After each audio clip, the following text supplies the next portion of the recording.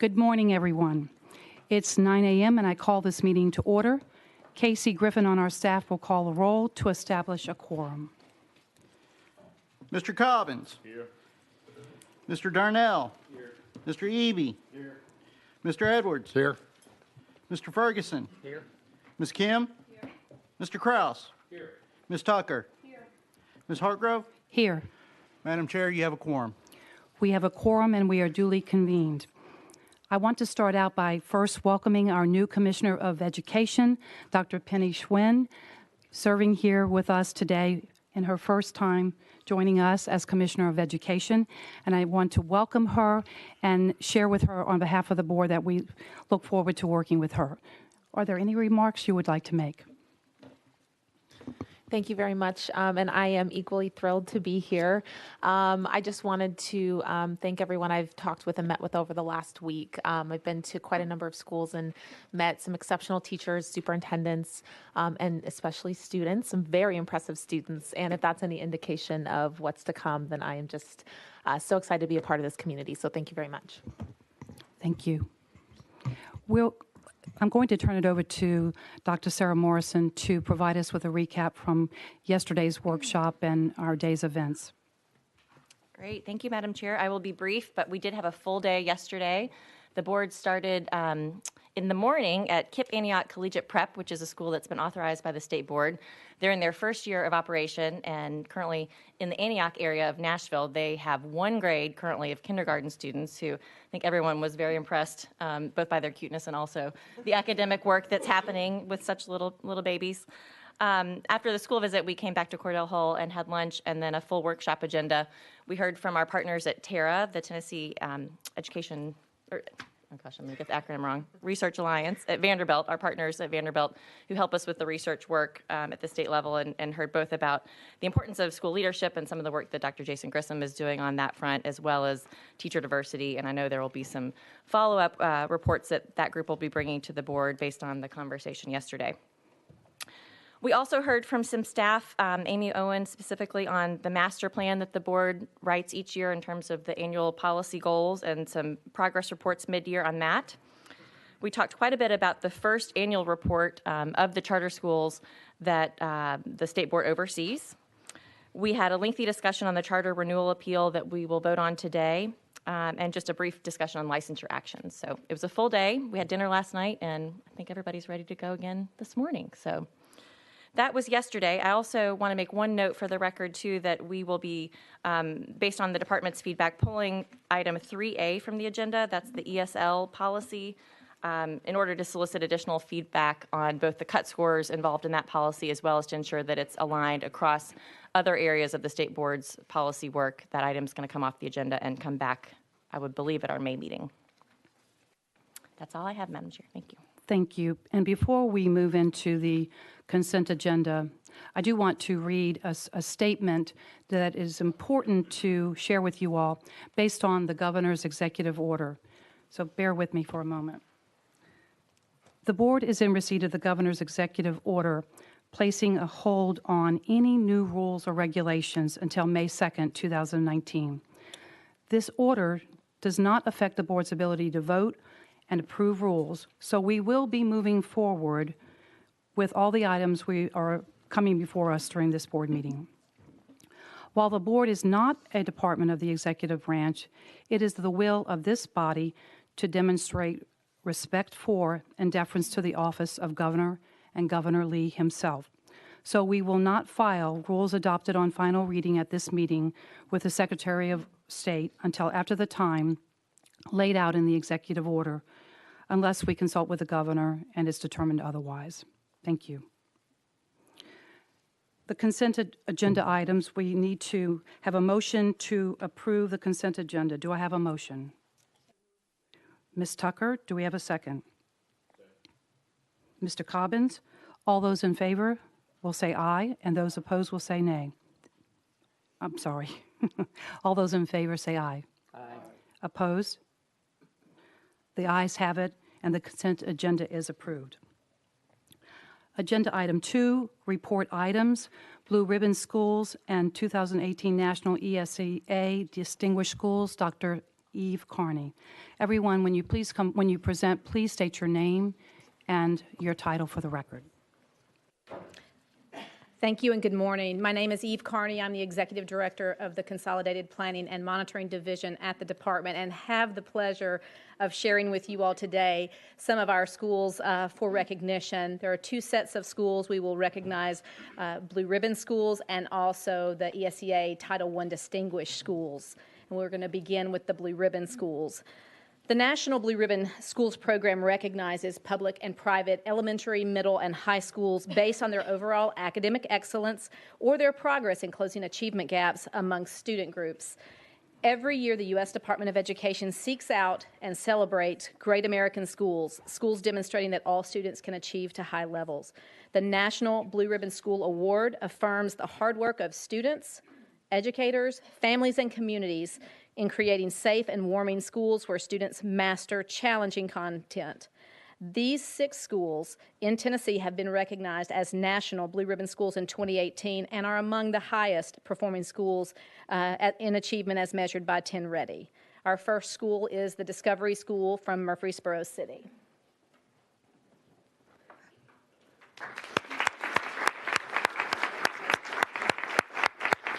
I think you're in the photo.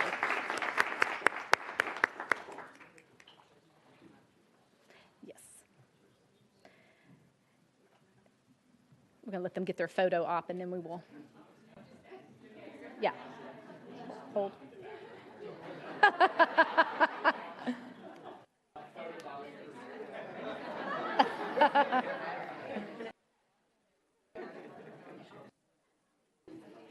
This will go smoother after we do this first one. Just.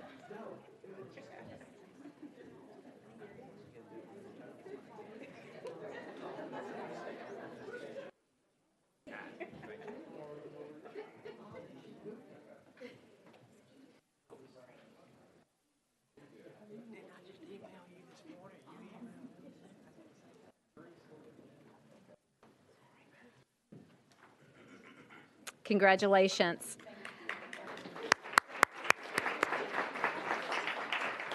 The second school we will honor this morning is Donaldson Elementary School from the Arlington Community Schools District.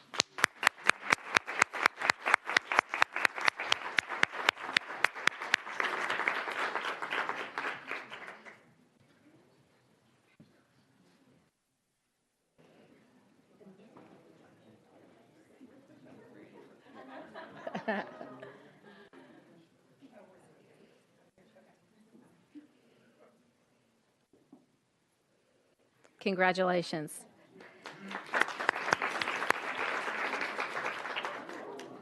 Someone hit the lights. This is getting out of control.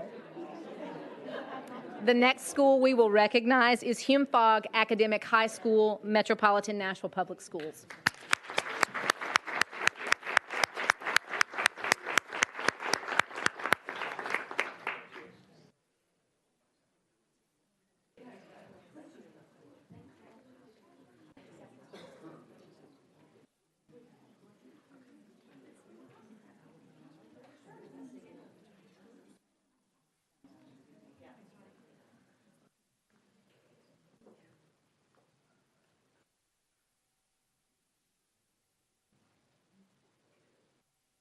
Congratulations. Oh, I think one more photo.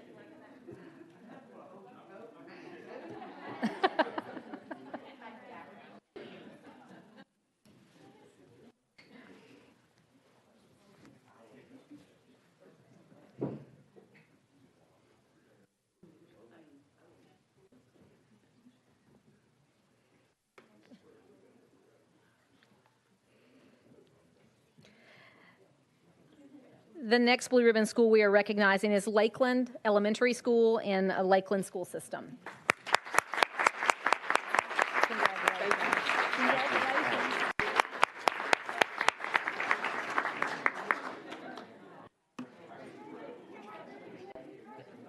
I know. This is the best job right here. I don't have to be in the picture. I know. I'm over here.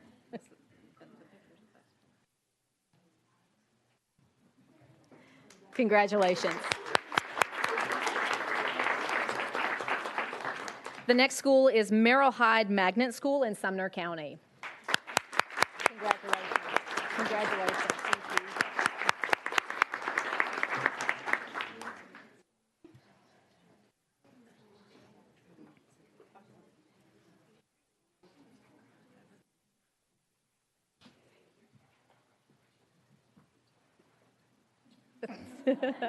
All right, no pressure, Paul.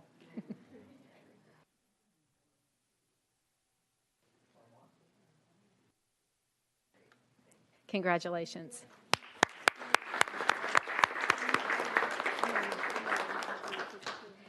And finally, the last Blue Ribbon School we're recognizing today is Scales Elementary School from Williamson County. Go get your picture.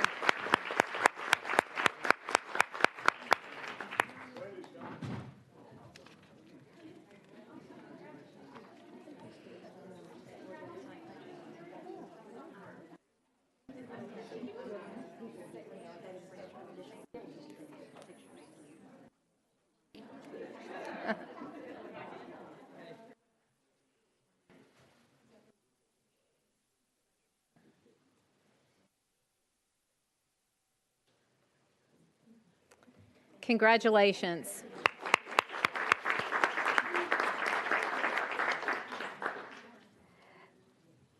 So now we're also going to recognize this morning the National Title I Distinguished Schools.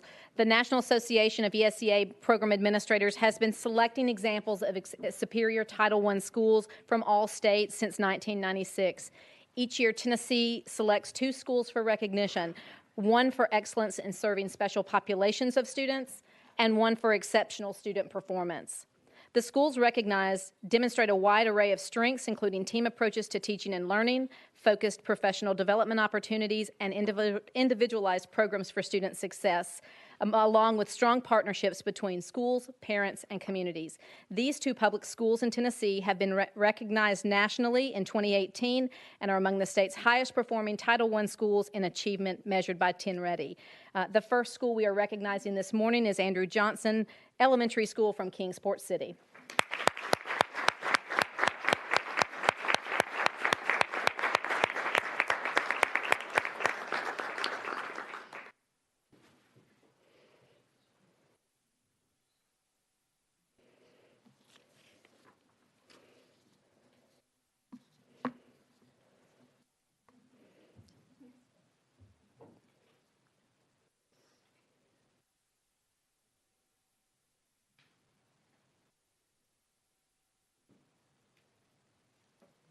Congratulations. And last, certainly not least, Grassy Fork Elementary School, Cott County Schools.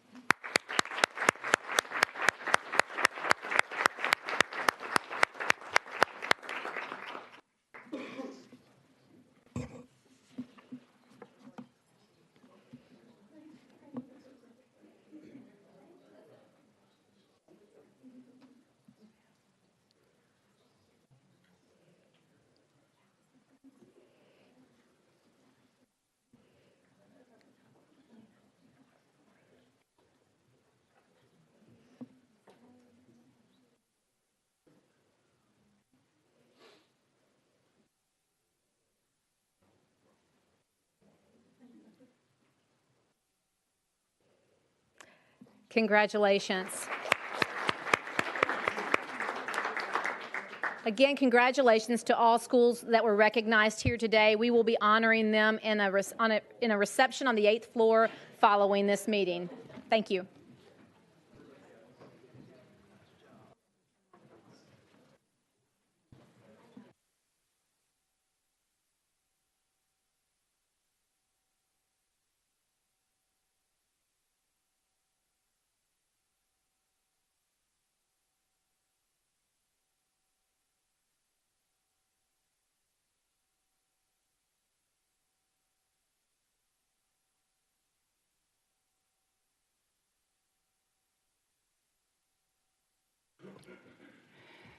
Thank you, Dr. Carney. And again, congratulations to all of the schools. We know how challenging it is to run a school district, but you have gone certainly above and beyond to earn the distinction that you did. So thank you, and we look forward to honoring you in the reception after the board meeting. Okay, we're going to move into action items on first reading. The first item is 3B, Professional Assessments Policy 5.105. Dr. Paul Fleming, thank you.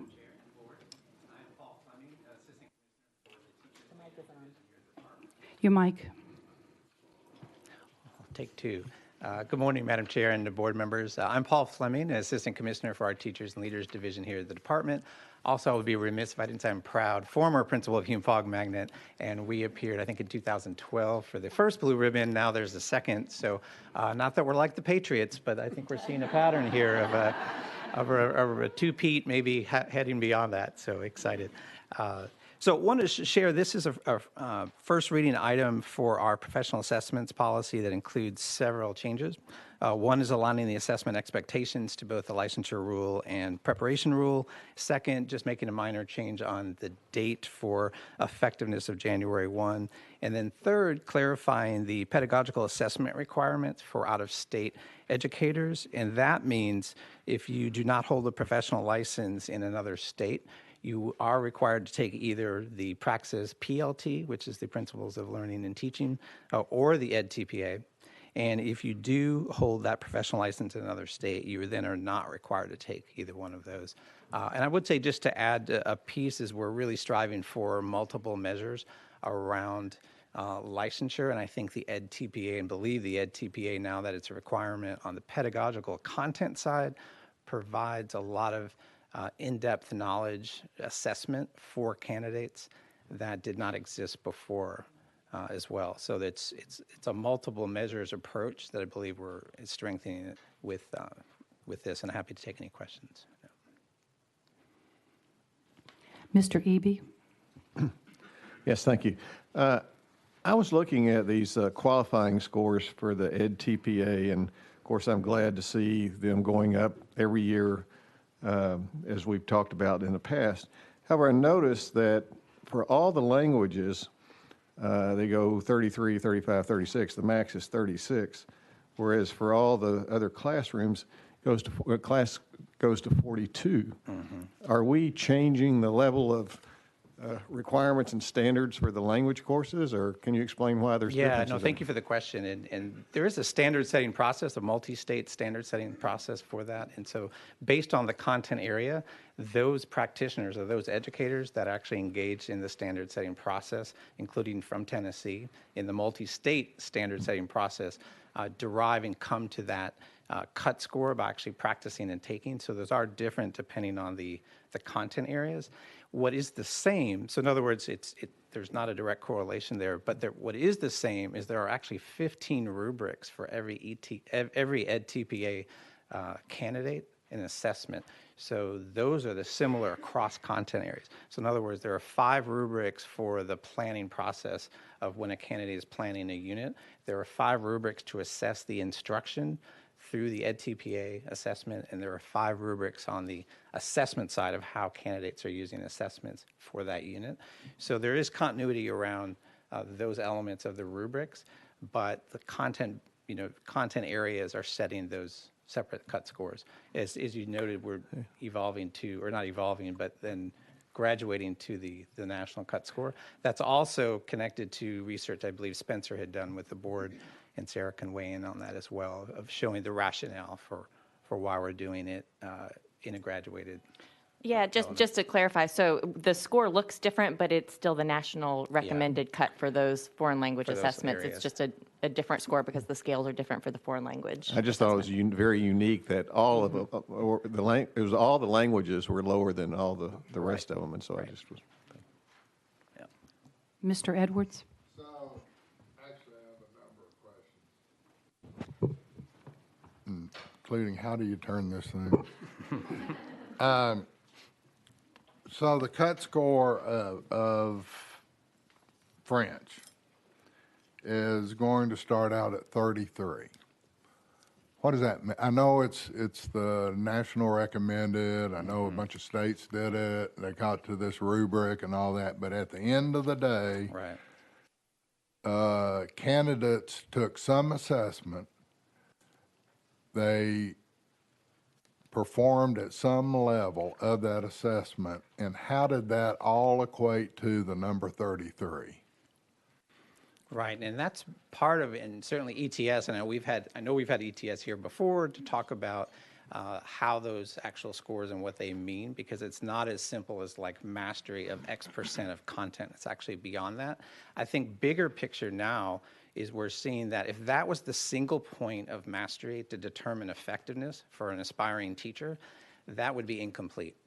And we know that, and now because of adding both EdTPA, and if you think about when I was a teacher, and all Tennessee teachers 10, 20 years ago, not that far, but so back, that also was determining effectiveness. We were only evaluated once every 5 years. So by having multiple measures of both content praxis, EdTPA now, pedagogy practice, and evaluation on the back end, there are multiple measures to get to where I think you're concerned about of measuring effectiveness. And so this is a baseline. This is a baseline kind of blunt area with praxis to determine qualifications to start. And if we didn't have those other areas, I think that would be the troublesome part, as we've talked about. So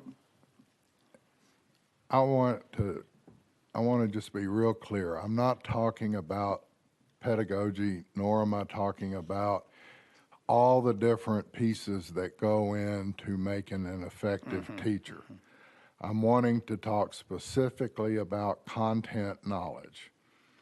And since you bring up praxis, Spencer figured out how to break down what these cut scores represent. And so, while content knowledge does not mean you're going to be a great teacher, I think it does mean that if you don't know the content, you're going to be struggling pretty much. And so here are 4 numbers, 4 scores that got there 7 years ago, that Spencer came up with that, I mean, actually he gave me the whole deal, but stuck out. So a cut score of 152 for math meant the candidate took a test of 60 questions and got 34 correct. And out of that 34, they're going to get endorsed in every math course from the 8th grade through the 12th grade. Now, I want to say again, that doesn't, if they could have scored 60 out of 60 and they could have been a lousy teacher. It's a lot more. But chemistry, roughly the same cut score, 125, chemistry, biology, and physics. 125 questions. If you get 52 correct, you're endorsed to teach that course.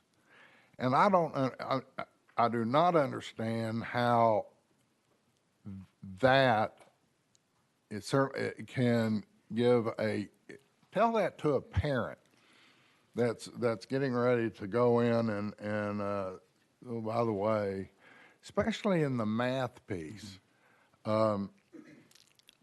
you could score 34 out of 60 and really not hit one of the upper level maths, and yet you're endorsed to walk into that course and expected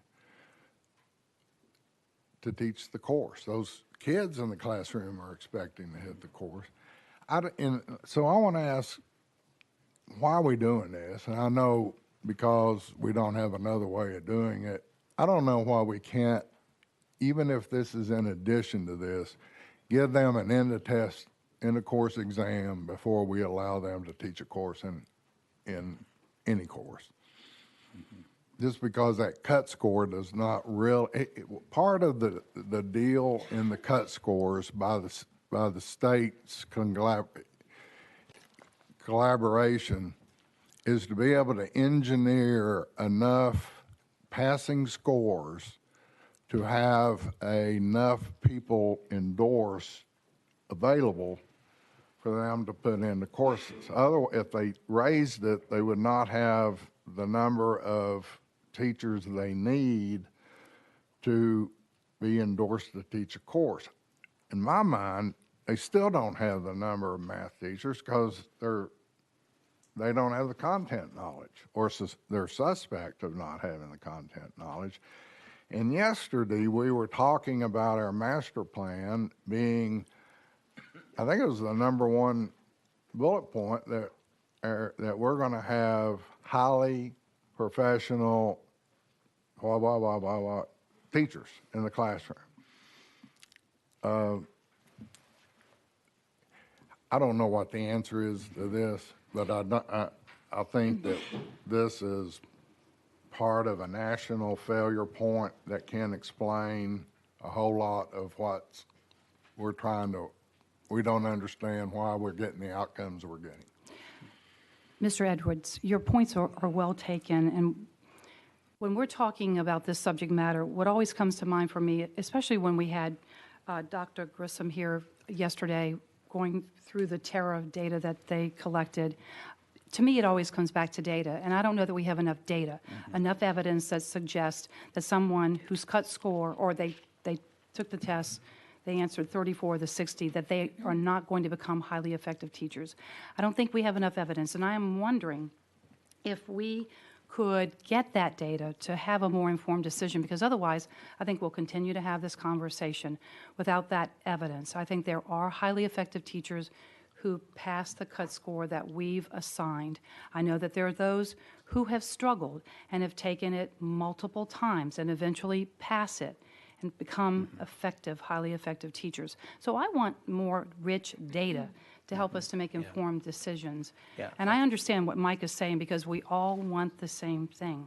We want the best teachers in front of our students, teaching them that content knowledge. And yes, having the content knowledge does not mean they're going to impart it to the students, so they have to have both. Right. So I'm wondering, and that's not something that you necessarily would be able to answer, but I think it's something we need to discuss among ourselves to determine, can we get better data to help us make better decisions? Because we're talking about humans, and we don't know how they're going to rise to the occasion, even if they failed the cut score, they failed the praxis multiple times. Right, and I would say quickly that I appreciate those points. One is because now with EdTPA being required, that is an added layer of assurance to show, for example, in secondary math, there's actual video. So if you're teaching AB calculus, at the AP level, or any of those upper level math courses, you're actually demonstrating as a candidate what you know, and you have to submit that. So it is this added layer of assurance that I believe to address, a piece of Mike, where you're going. The second, just quickly on the longitudinal data, at least in Tennessee, we're seeing, unlike a lot of states who lose their effective teachers and their ineffective teachers at equal rates, we're actually seeing a healthy differentiation of, working with struggling teachers, but if after a while they're still struggling, that the exiting of them is very, is not at the, it's much lower or much higher, right, than in retaining our highly effective teachers as well. So I think on the back end, some of that data is clear that in Tennessee, one, that the praxis is not just an absolute predictor, right, of effectiveness, because we have other ways, including EdTPA now and evaluation, to determine that. And I know that's just a piece of what you were asking. Yes, into in the yes, it data. is. Mr. Eby, thank I you. just want to have a clarifying question, Mr. Edwards. So are we saying that a person can get a score basically of 58% and then be qualified, 58% in one math thing, and be qualified to teach any math within the... It's a piece of the puzzle, right, that we're saying. I agree Yeah, with the chairman's comments about more than just data. But on the other hand, if you don't have the content knowledge, how can you impart that into the student? I think that's a very serious issue. Ms. Tucker? I want to weigh in saying that I completely agree with what Mr. Edwards is saying. I understand it's a complex issue. I understand we need data. What do we need to do to actually get that data in a timely manner so we can move forward? And I want to just point out for folks who weren't here yesterday in our workshop when we were having a discussion about high school students, the vast majority of which were made it to ninth grade, and a lot of them are on a kindergarten reading level. And a lot of that, you know, there's a lot of this promotion, retention questions, but a lot of that also goes to instruction in a classroom. So I think we need to get this fixed. We do. Soon. I agree. Any other comments or questions? Yes, Dr. Moore. Oh, no, go ahead, Mike. I'll wrap up. Just a rhetorical, didn't mean it to be a rhetorical question, but what would be the barrier to giving a teacher an end-of-course exam before they're allowed to teach that course? Even though we have all this other stuff on licensure and stuff, but what would prevent us? Is there a law that prevents us from doing it? To say, all right, we're getting ready to put you into high school chemistry. Here's one of our recent end-of-course high school chemistry. Take it and demonstrate you have a mastery of it. Here's what's happening. And I have a great deal of empathy for school districts and principals. They will show up and find out at the last minute that their French teacher has decided not to come back to school, and they got a class sitting down there that they've got. So there is a rule that the school management principal can take anybody that's available, put them in that classroom for 1 year, and up to a second year with the consent of the commissioner. But for 1 year, and that is a horrible position for that principal to be in, to have one I know, an English teacher who was teaching honors physics. And her point was, all right, we're just going to have to learn this together. I understand why a principal has to do something like that. Our responsibility are to the kids sitting in that class. And they are there to learn physics. And they should be learning physics from someone who knows physics. So again, should we be considering a policy that before, as tough as it's going to be on managing a school day in a week and a year, that they ought to be able to pass with mastery level a end-of-course exam? If one exists, and if one doesn't exist, we create one like an end-of-course exam. So I'm taking a lot of notes over here. There's no easy answers, obviously, to these questions, I don't think, but it raises to me the continued need for our subcommittee in particular to look into licensure and preparation and the connection between both the praxis test, the EdTPA, and future effectiveness. I know we can talk, Paul, with your team about what data might be available. It can be challenging to look at some of this because by the very nature of a cut score, we don't have data on the people who didn't pass the cut score in terms of their potential future effectiveness. But I do know in the past the department has been able to share some data around even how much over the cut score do people score and sort of correlations or lack thereof to future effectiveness. So I think that's something to look into and bring back to the subcommittee. I think we can look into the end of course assessment piece too. There's likely some test security issues and, you know, again, there's certain specifications around what can be released and whatnot, but that's something that's been brought up before and I think it's worth going back to look into. And then I think just the other thing I will say is that in our master plan, as you mentioned, Mike, this is a priority for the board. And I really want to make sure that we are bringing together the right set of stakeholders and partners at the department to look at licensure more broadly, because I think now that we have EdTPA, looking back at praxis, thinking about sort of the gates between the practitioner and the professional license, I think this is part of a broader conversation about how we make sure licensure is being used effectively in Tennessee to get the best people in front of our kids. That's what we all want. coupled with the fact that we know we are perpetually in a shortage area when it comes to some of these high-need areas. So trying to make sure we're making thoughtful decisions that are evidence-based. And I think our partners at Terra can also be helpful here. So think so, Dr. too. Grissom yesterday presented to us on some things related to preparation and licensure, but this may be an ask of them in the Yeah, future as that's well. great for a great opportunity to gather more data for that going Thank you. forward. We can do that. Thank you. Any other comments or questions? Just Mr. to Edwards. add an explanation point. I don't. How many years have we talked about this? Right, it's maybe 4. I'm leaving on this board in 2 years. Can we agree that we have this thing put to bed before I leave the board? I think that should be your legacy, that we put this to bed. I really do. Yeah, yeah. Thank you. And I think these steps like EdTPA are really helping to move that forward because there are many states still that do not have that, and that marriage of content and pedagogy is powerful to determine candidates before they enter the classroom, which Sarah said we all want to have them ready on day one. So. Great. Thank you. Ms. Kim? Sarah, a clarifying question. I mean, my suggestion for the broader data pool was to, in fact, get really hard numbers on what happens if the cut score is at 90, Right. over 100%, 90%, 80%, right?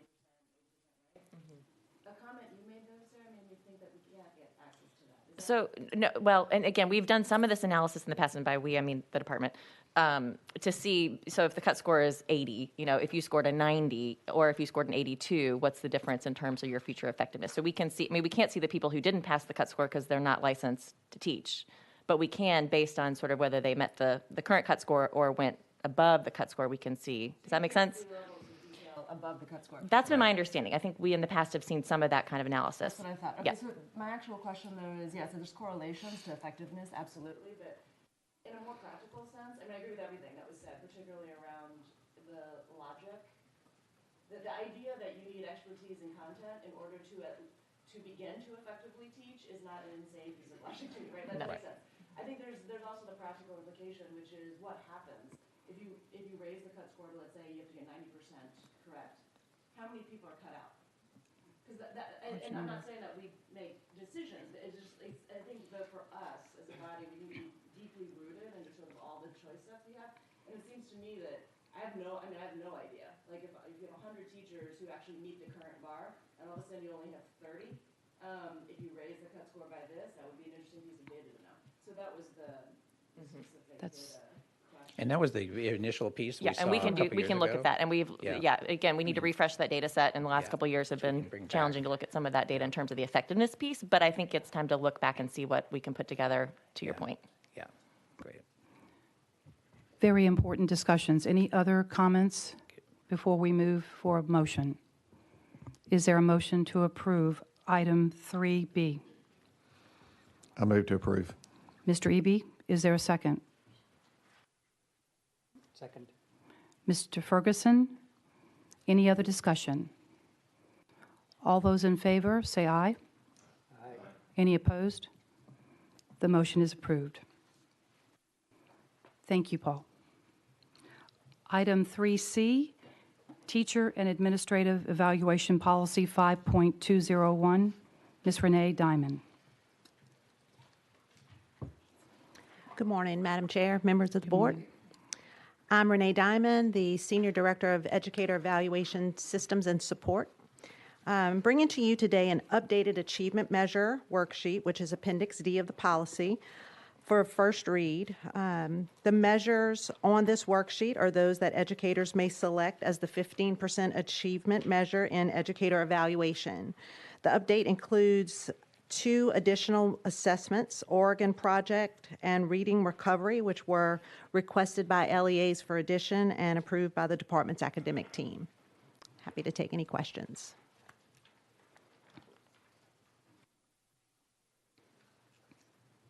There are no questions. Then do we have a motion to approve? Is there a motion to approve? So moved. Mr. Ferguson, is there a second? Mr. Eby or Mr. Darnell? Mr. Darnell. Any discussion? All in favor? Say aye. Aye. Opposed? The motion is approved. Thank you. Thank you, Ms. Diamond.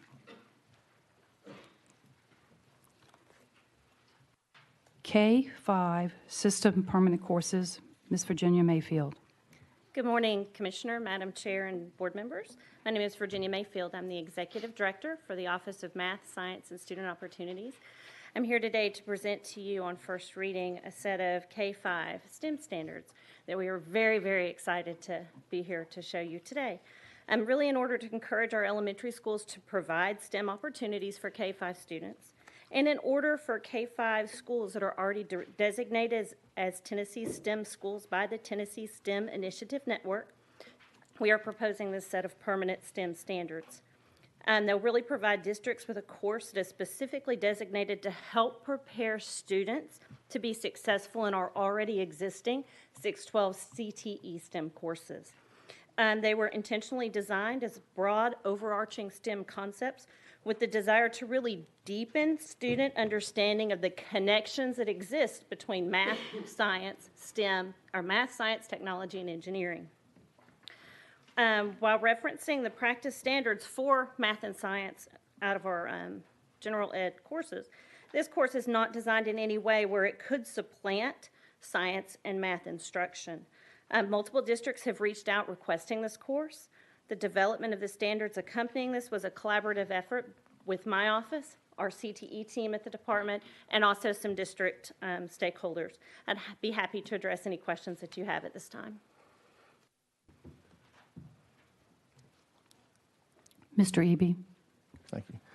Being an engineer, I strongly support this, and I'm glad to see it. But how does this, if it's a separate course, is it taken on top of the math and science, or is it integrated as math and science, or how do you?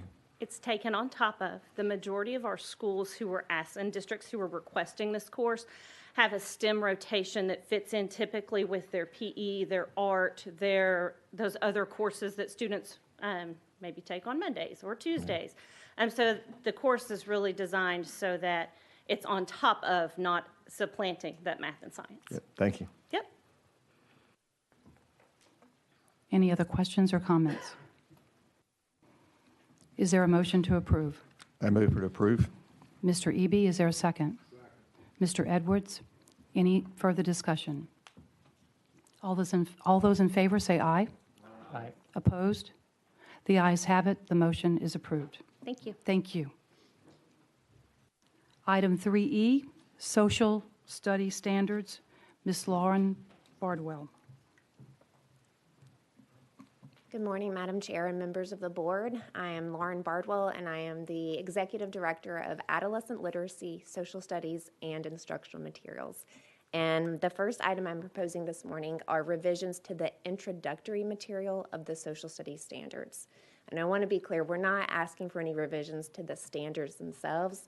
Those standards were adopted by the board in 2017. We are preparing to implement those standards in the 2019-20 school year.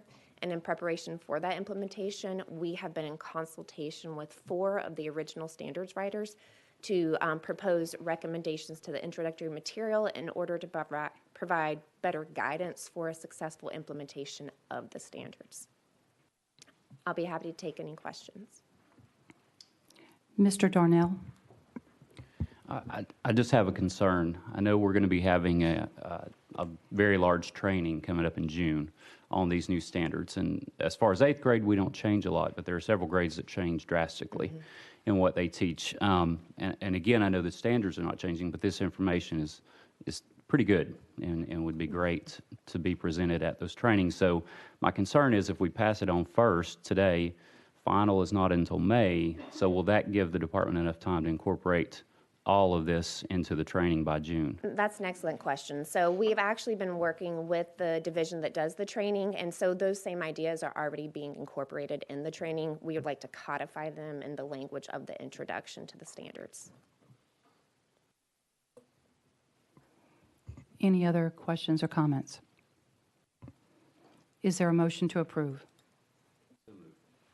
Mr. Darnell? Is there a second? Mr. Cobbins? I'm having trouble hearing. Was that Mr. Cobbins? Thank you. Any further discussion? All in favor, say aye. Aye. Opposed? The ayes have it. The motion is approved. Thank you so much. Item 3F, High School Policy 2.103, Ms. Aaliyah Guthrie. Good morning. My name is Aaliyah Guthrie. I'm the Director of Policy for the Policy and Legislative team at the department. And I'll be presenting a few items, starting with the high school policy, which is 2.103. We brought this item in October on final read, but are bringing it again today for a first read to revise some of the assessment language specifically related to students with disabilities, and to add a new section in accordance with federal law, the McKinney-Vento Act, to ensure that students who are experiencing homelessness and other at-risk students are supported in high school. So, any questions? Happy to take. Are there any questions? Ms. Tucker. Good morning, Aaliyah. How are you? I raised this with the staff, but I know it's first read, so there are two things that I wanted to just mention. The first is on the alternative assessments. Am I on? Yeah. On the alternative assessments, I'm on the red line copy. I don't know if that helps you or not. Page 13 of 17 on the red line copy. The language is a little bit confusing. It talks about 504. Okay, so section E talks about 504 teams and IEP teams determining participation in the general assessment. And our conversations and my understanding is the ALT is not available for kids with a 504, at least I'm not aware of. But that's confusing. It makes it look like the ALT is an option for, so I don't know what the proposed new language needs to be, but I think it needs to be clear because in the next section it only talks about IEP teams related to the ALT assessment, and it's a little bit of a disconnect. I agree. I think that both of these paragraphs could be clarified. I think that we wanted to ensure that students, whether they have an IEP or a 504, that appropriate accommodations are provided. And so I think that a revision, and the middle grades policy has the exact same language, and it's on final read today. So if you would like to revise the high school policy on first, or if you want us to bring that back for final, and then when we get to the middle grades policy later, we can go ahead and make it today. I can make an amendment. Yeah, I'll come up with language between now and then. Well, I spoke with our special populations team and our legal counsel to sort of think through what a proposed amendment fantastic might be. Do work for me. I like it.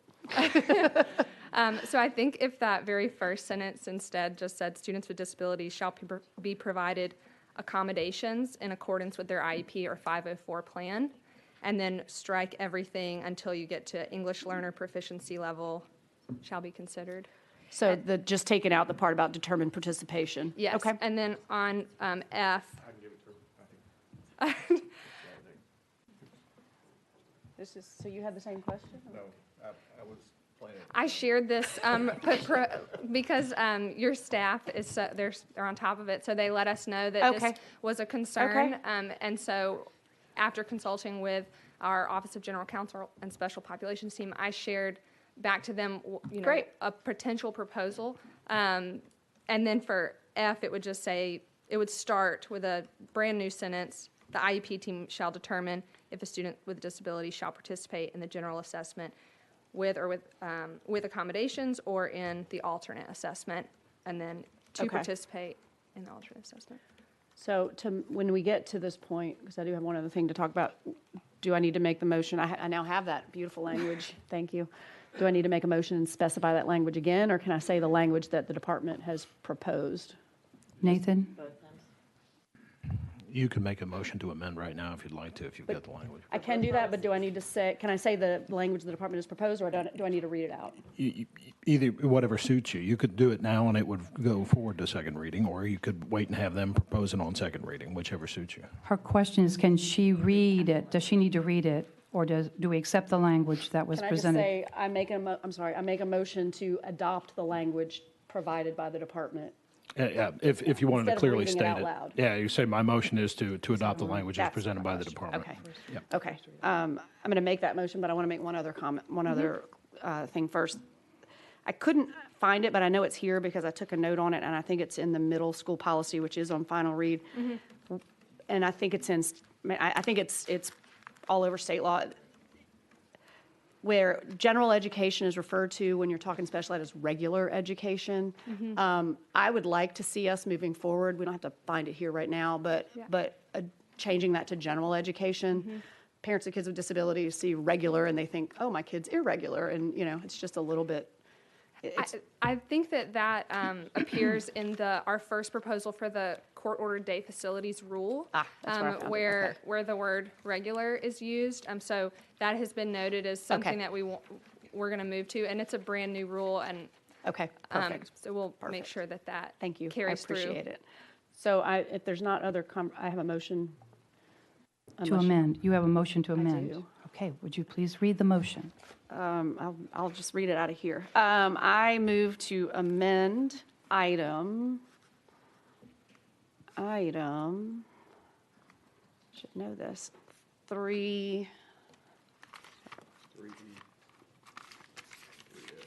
3F, to reflect the new language just set forth by the department. There's a motion to amend. Is there a second? Second. Mr. Edwards, any discussion? No discussion. All those in favor, say aye. Any opposed? The motion to amend is approved. Now we need a motion to approve High School Policy 2.103 with the amendment. Ms. Tucker, is there a second? Second. Mr. Ferguson, any discussion? All in favor, say aye. Opposed? The ayes have it, and the motion is approved. Thank you. Yeah. You have the next. You have the next item. Yes.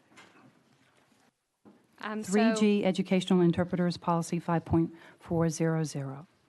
So for this item, the department is proposing to repeal the Educational Interpreters Policy. This language of the policy really just refers to the administrative rules and regulations. The details about how to qualify as an educational interpreter are already in the administrative rules. So we're proposing to repeal this policy since it is redundant. Any questions? There are no questions. Is there a motion to approve? Ms. Tucker, is there a second? Mr. Eby, any discussion? All in favor, say aye. Opposed? The ayes have it. The motion is approved. Thank you for your Thank great you. work. Item 3H, Court-Ordered Day Treatment Facilities Rule 0520-01-15. Ms. Elizabeth Fivash. Thank you, Madam Chair. This item is presenting a new rule around court-ordered day treatment facilities and the exchange of funding between LEAs and these facilities. This is in compliance with legislation that was passed during the 2018 legislative session. It mirrors what's in our state law as well as adds the funding mechanism. And as Aaliyah noted earlier, before final read, we will be making that change to general education. And I'll take any questions. Any questions? Mr. Eby. Can't find it right here, but this talks about if the student is not in the custody of the Department of Child Services, if they are in the custody, who pays or how is that paid? So the DCS is actually its own school district for the students that are in their custody. So they would generate funding for that student through the BEP and normal. They're funded outside of the BEP, but it's generated through the BEP. Okay. And then on 3B, it says the per pupil state and local funding is then divided by the 180-day school year to equal the total funding amount. I'd assume that is the total daily funding amount, or? Yes, that is correct. That's the daily rate. Okay. And we can make that clarifying addition before final read. Thank you. Any other questions or comments? Is there a motion to approve? So moved. Mr. Ferguson, is there a second? Second. Ms. Tucker, any discussion? All in favor, say aye. Opposed? The ayes have it, and the motion is approved. Thank you.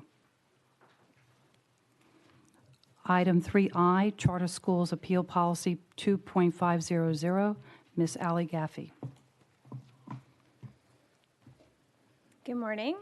My name is Ally Gaffey, and I am the Deputy Director of Charter Schools for the State Board. On first reading today, I'm presenting our Charter Schools Appeal Policy 2.500. This policy sets forth the process for submitting an appeal of the denial of a charter school application by the local Board of Education to the State Board.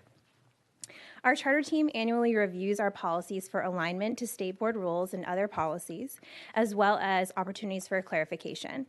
The proposed revisions today focus on clarifying the process for requesting additional information on an appeal and adding sections related to the State Board's decision-making process and post-application process previously included in State Board Policy 6.300 Application Review.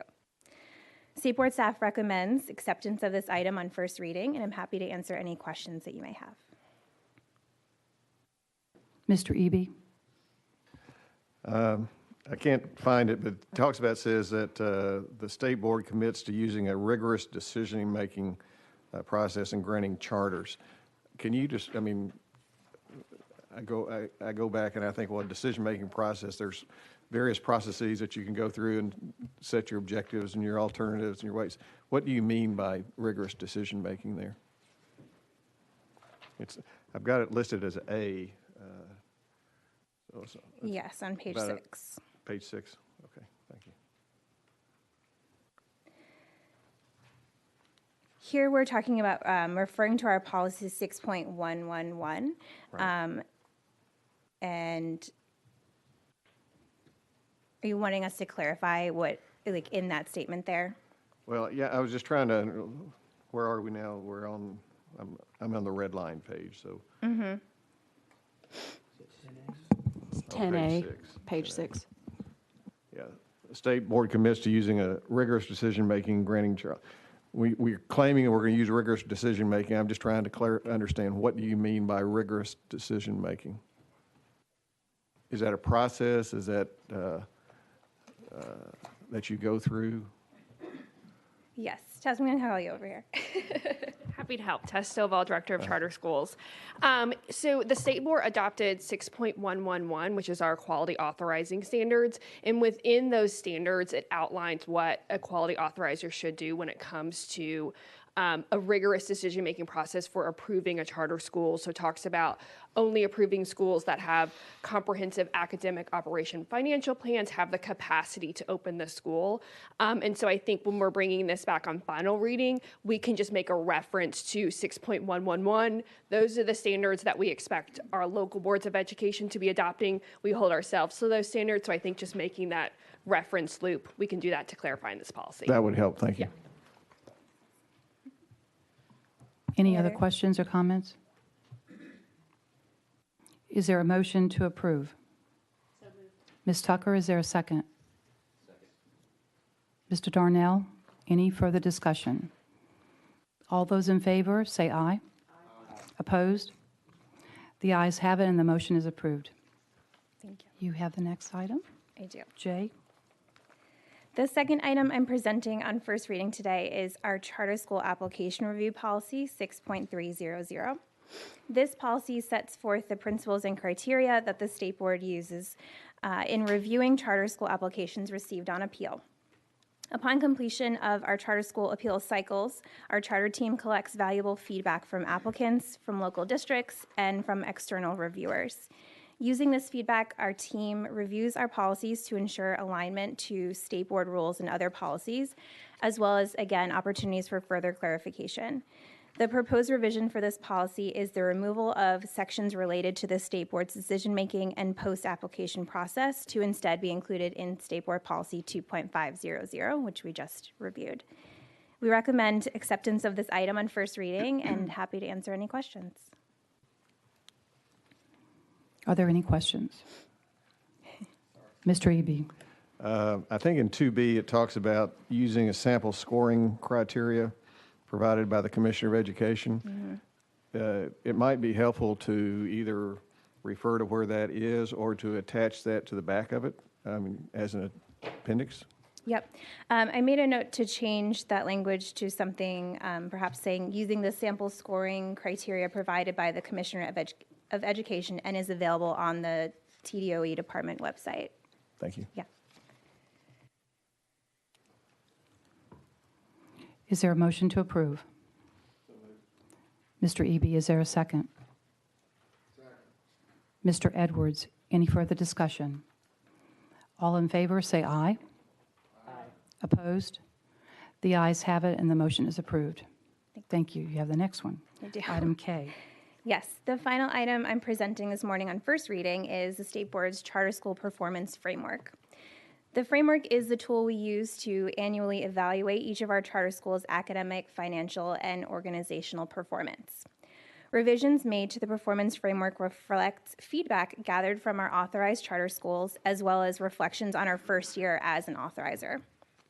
The proposed revisions include updates to the academic section to further align with the Department of Education's school report card metrics, updates to the financial section to provide clarity on how financial indicators will be measured, and updates to the organizational section to align with current practice to increase accountability requirements and allow the board more flexibility in assigning meets the standard when a school comes quickly into compliance after receiving a notice of an issue. We recommend acceptance of this item on first reading, and again, happy to answer any questions. Mr. Eby? I'm like Wendy on policies with regard. I've been on my local board. So in the upfront about the performance framework, it says the mission of the state board is to increase families' access to high-quality charter schools. I think that is a mission. That clearly isn't the mission, so I would recommend that we change that to a mission. Yep. And making it clear with regard to our authorizing functions.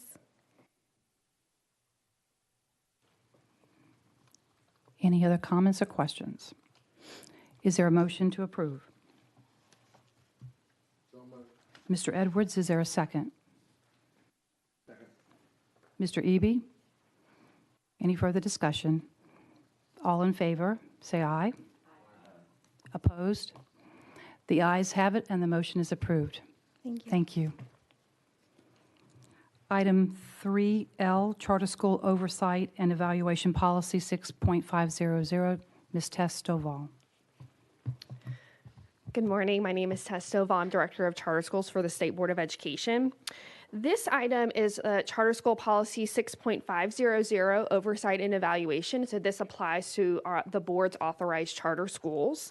And I'm presenting updates today that came about as a part of our annual policy update to ensure that our policies are, number one, in line with our current practice. We always take a continuous improvement lens, and I will say your first 18 months of being a real school district and authorizer, you learn a lot. So we are just updating what's in our policy to what we have learned and clarifying those items, as well as to making sure that we're referencing the correct items within statute of required reporting from both the authorizer perspective and also the charter school perspective.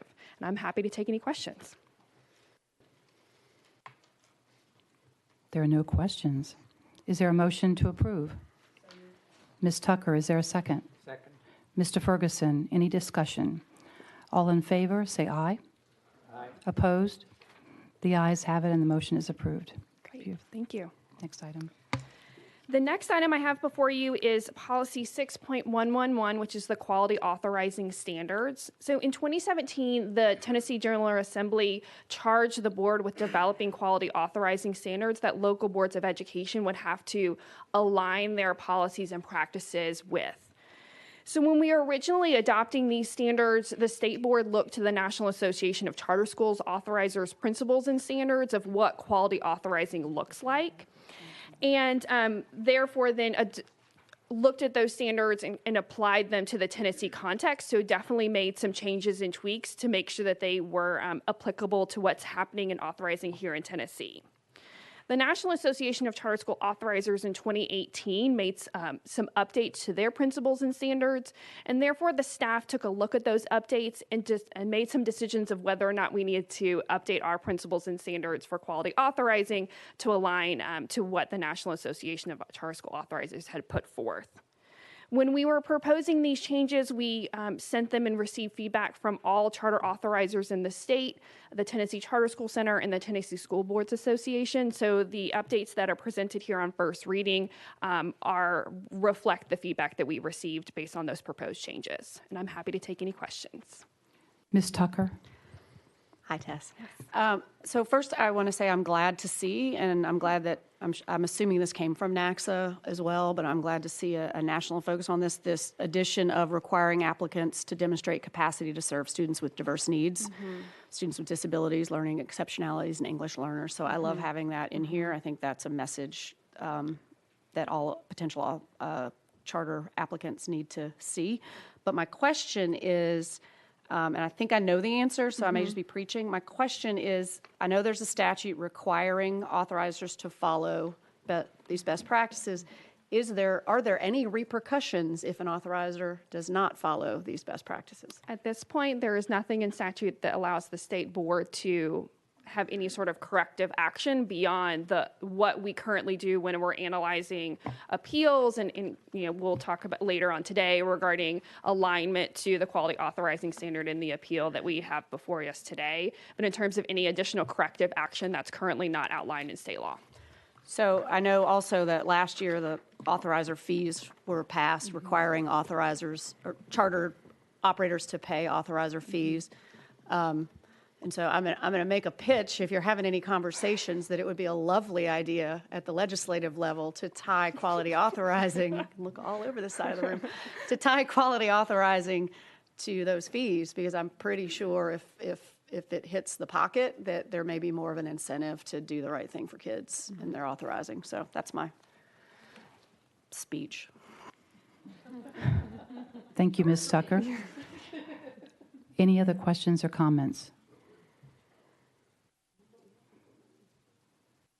Is there a motion to approve? So moved. Ms. Tucker, is there a second? Mr. Edwards, any discussion? All in favor, say aye. Aye. Opposed? The ayes have it, and the motion is approved. You have the next item, item 3N, charter school rule. I'll let you state the rule number. So this charter school, this is a proposed update to rule number 0520-14-01-.02 appeals. And this comes after the feedback conversations and continuous improvement process that we hold after every charter school appeals process. When we looked at what the state board had in rule regarding appeals for charter schools, we actually realized we didn't have a lot in rule. It was mostly in policy. And so we felt like that it was important to include a lot more information in rule regarding not only new start appeals, but also non-renewal appeals and revocation appeals. So most of this content is already living in our policies. We're just moving it into rule so that it could have the effect of law if passed and promulgated. And I'm happy to take any questions. Ms. Tucker?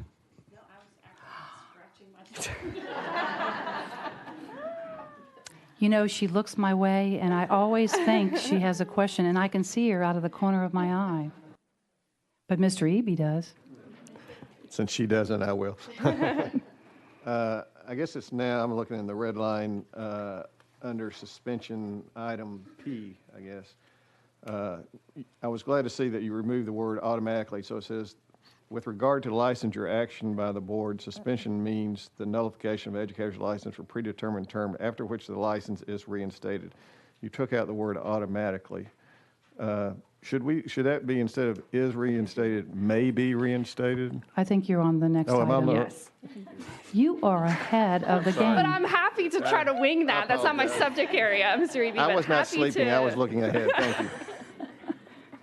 Anticipation. I apologize. You're fine. You're good. Okay. Do we have a motion to approve item N, charter school rule? Ms. Tucker, do we have a second? Second. Mr. Ferguson, any discussion? All in favor, say aye. Aye. Opposed? The ayes have it, and the motion is approved. Thank you. The last item on our first reading, item 3.0, license denial, formal reprimand, suspension, and revocation. Rule 0520-02-03-.09. Thank you. Good morning, Madam Chair and members. My name is Angie Sanders. I'm the General Counsel for the State Board of Education, and I have up here with me Brittany Kendrick, our Assistant General Counsel for Educator Discipline. We're pleased to present to you on first reading today revisions to the State Board's rule governing license denial, formal reprimand, suspension, and revocation of a Tennessee educator license. Revisions include adding additional detail on State Board processes for educator discipline in alignment with the Uniform Administrative Procedures Act, and new laws that require we move more information out of policy into rule.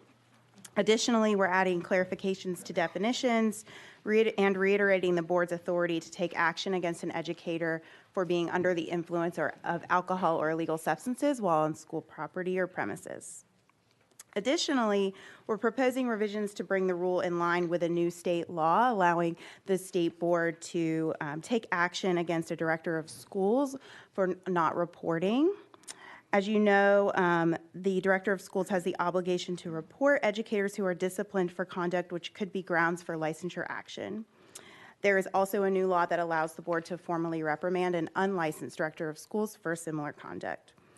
We've spent considerable time in recent weeks getting feedback from districts on this language. We want it to be as clear as possible for directors of schools to know exactly what they need to report, because we really do need to be partnering with them to make sure that they're reporting to us so that we have the ability to potentially take licensure action against educators when it may be warranted.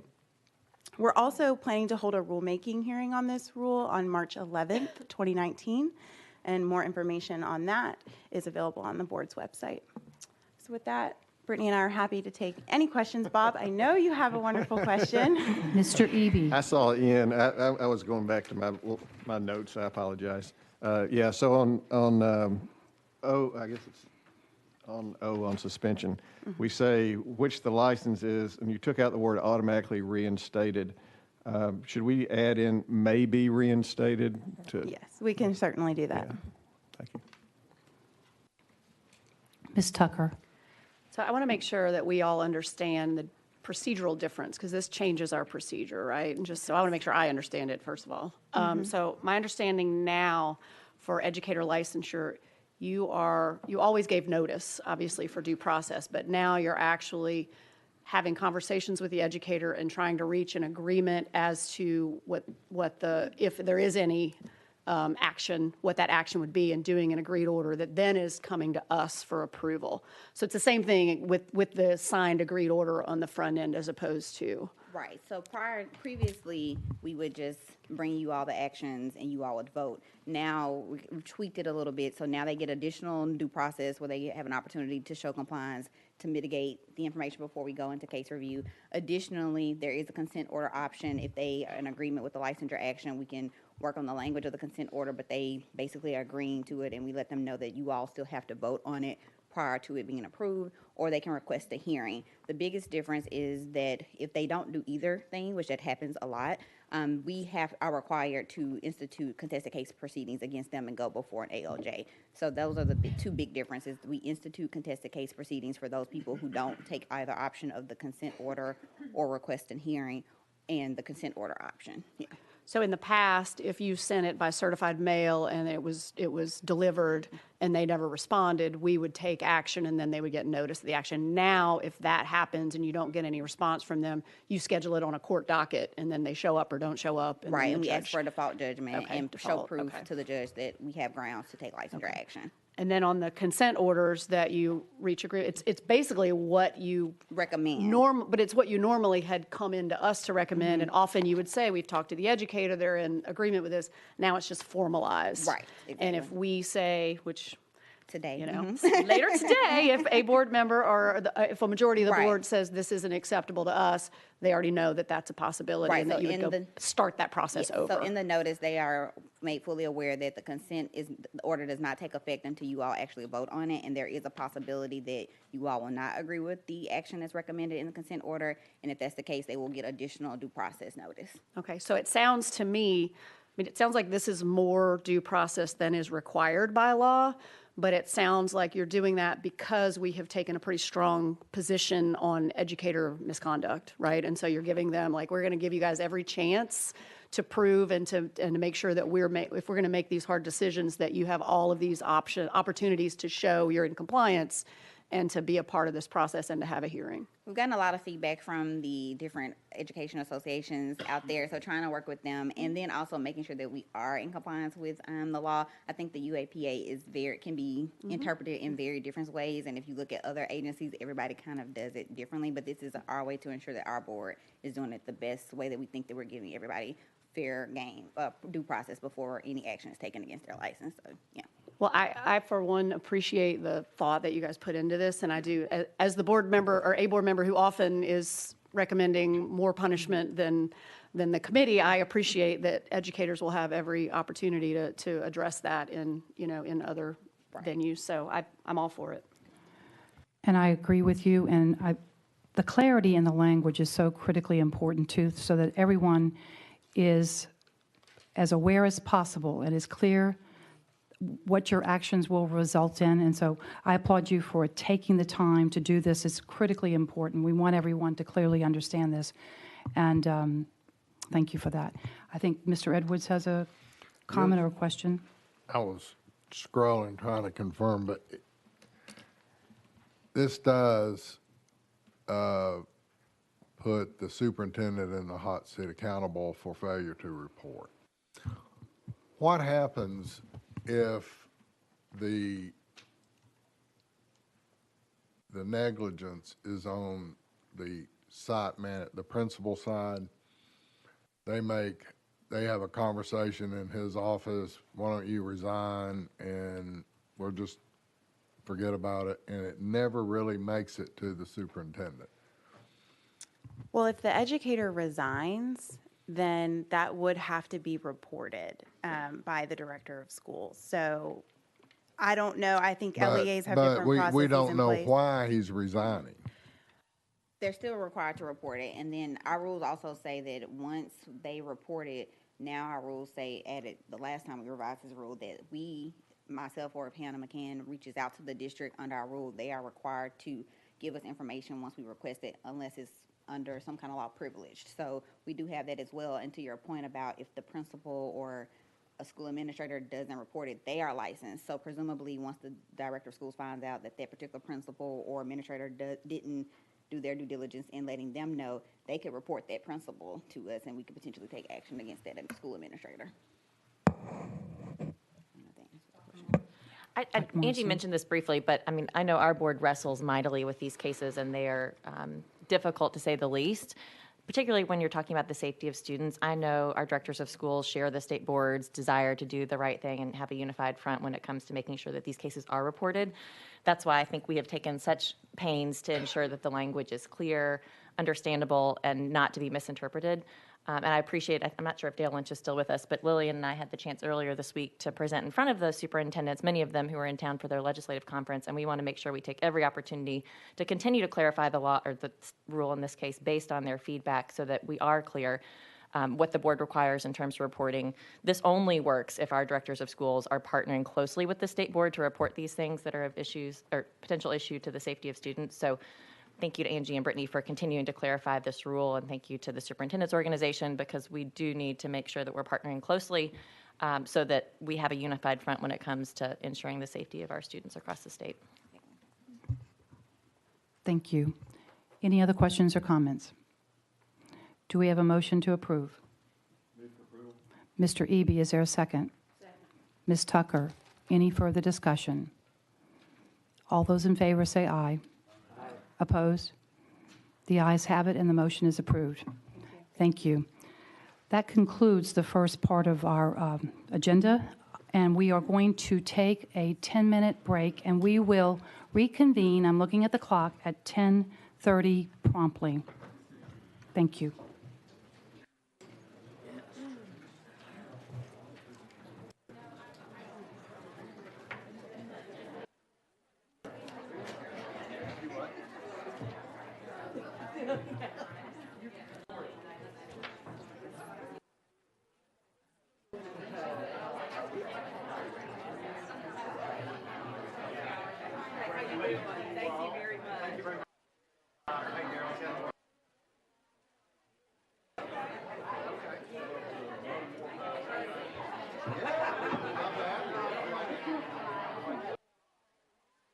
Thank you so much. Thank you for coming.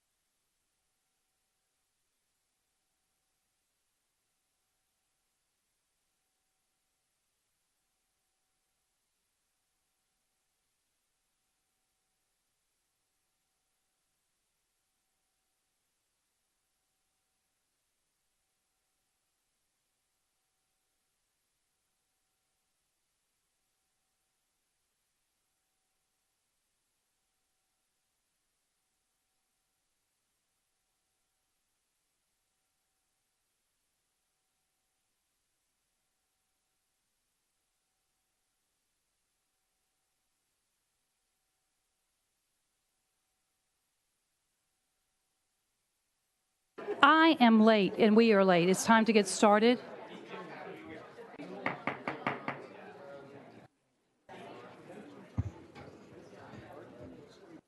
Ms. Tucker tells me I'm late, and I apologize for that. We will start right away with action items on final reading. The first item is 4A, Charter School Intervention Policy 6.700. Ms. Allie Gaffey.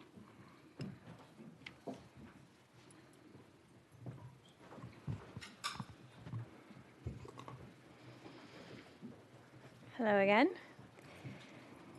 So on final reading, I am presenting our Charter School Intervention Policy 6.700. This policy sets forth the criteria and process for authorized charter school intervention, decisions, and actions by the State Board. Revisions to this policy include language under the Level 3 Notice of Probationary Status to close gaps and allow maximum flexibility for the State Board to intervene. Minor changes to verbiage have been made since first reading. We recommend approval of this item on final reading, and I'm happy to answer any questions that you may have. There are no questions. Do we have a motion to approve? Ms. Tucker, is there a second? Second. Mr. Eby, any discussion? All in favor say aye. Aye. Opposed? The ayes have it, and the motion is approved. Thank you. Item 4B, Promotion and Retention Policy 3.300. Ms. Lauren Bardwell. Hello again. I am here this morning to propose on final reading, our promotion and retention policy. At the October meeting, we brought this revision up on first reading. The additional language that was added was to address the expectations of the grade level standards. And so when we brought that language in so that all students were held to high expectations, the board had additional questions and concerns. We took those concerns to a teacher advisory committee who were able to give us their insights, and we crafted additional language to help add clarification for things like parent notification, the timeline that would need to take place, clarity of what different criteria was for monitoring progress, and we bring those revisions to you today. I am happy to take any questions you may have. Ms. Tucker. Good morning. So I don't know if the staff shared with you the concern that I had around this parent notification. So I love that there's a date upon which, or by which parents have to be notified if there is a decision on retention. I'm trying to pull it up while I'm talking. I don't walk and chew gum very well, sorry. Subsection 1, subsection E, I believe. So this, you added the by February 1st for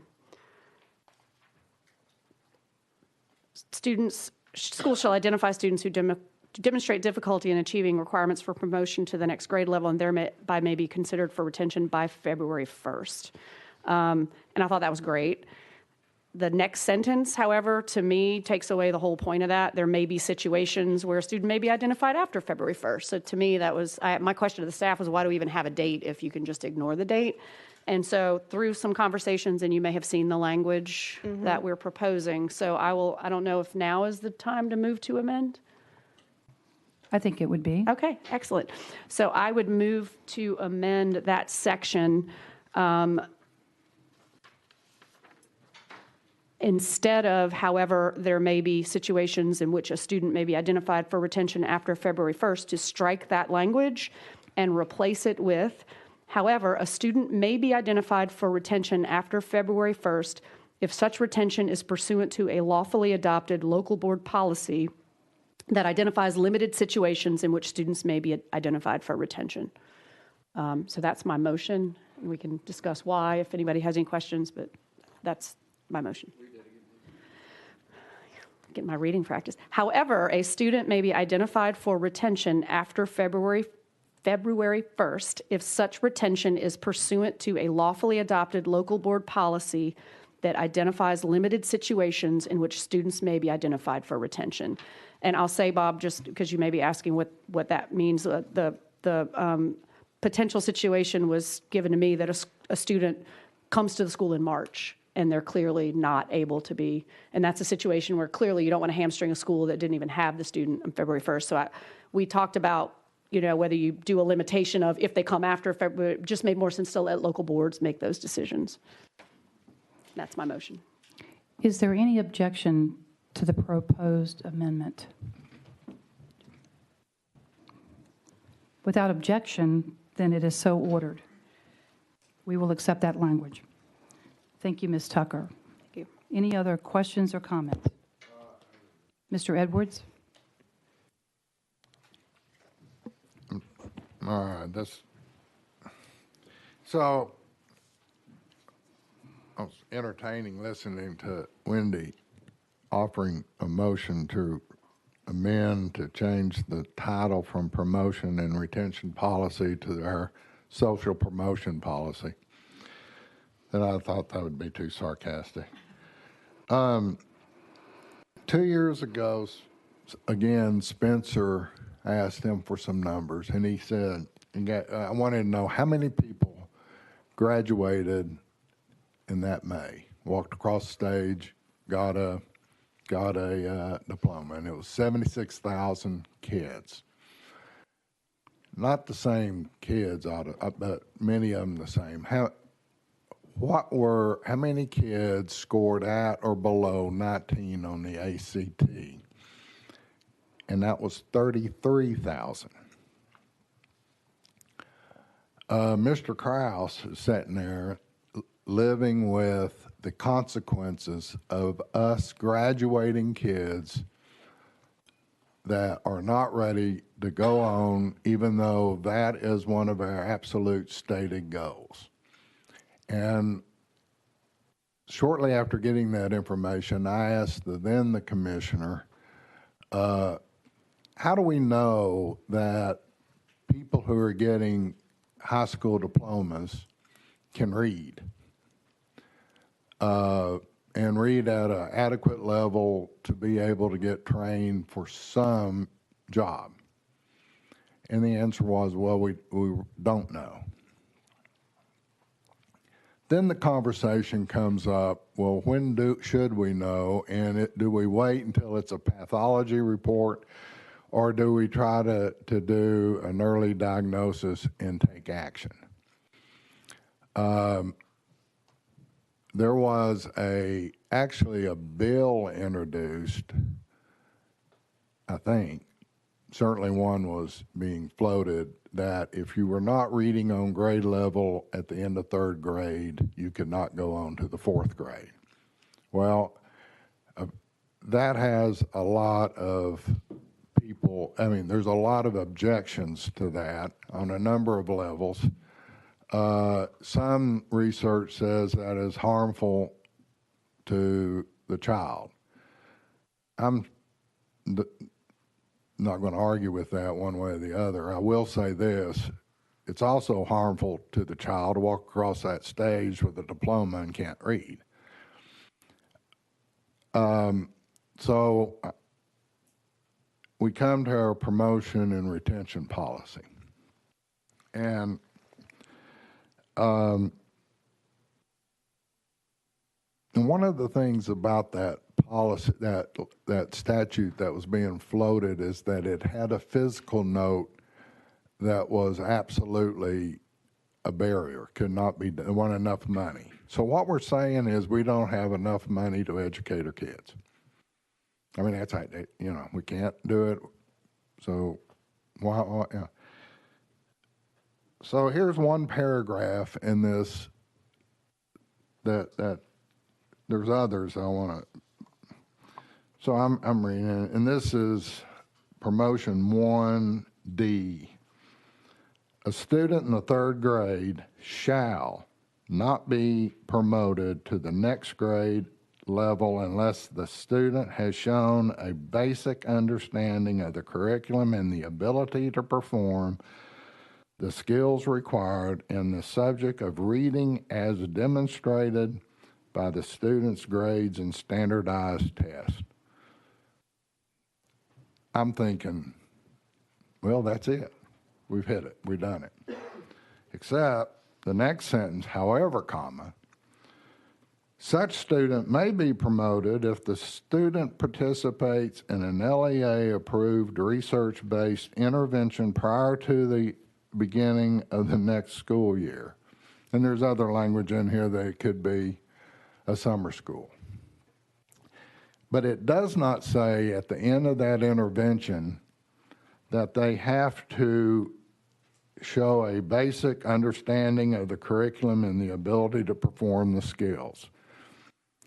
In other words, you go through some motion and you get checked off and pressed on. And because LEAs have the same barrier or have the same trouble with funding as the state does, and I am not at all denying that that exists, they're more likely to have the pressure to promote than to retain. And I think that explains why we have so many kids graduate, not just in Tennessee, it's all over the country. But we have so many kids graduating with a high school diploma that can't adequately read. So when I look at this policy, I understand it. I understand why we have it. It is also a document of contradictions, and I understand why a lot of the contradictions are due to statute. I mean, there's no wiggle room on this stuff. But I don't think that we ought to really think of this thing as who we promote, on what conditions we promote and what conditions we retain. It doesn't. There is one point that, on just the procedural deal, that I'd like to offer a motion on.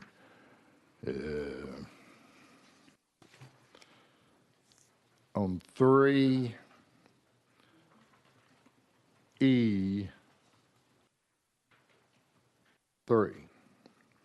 page 4. It says, up above, retention shall not be based solely on English language proficiency. Well, I'm sitting there reading that, and I said, really? I mean, you know, if we're going to hold him.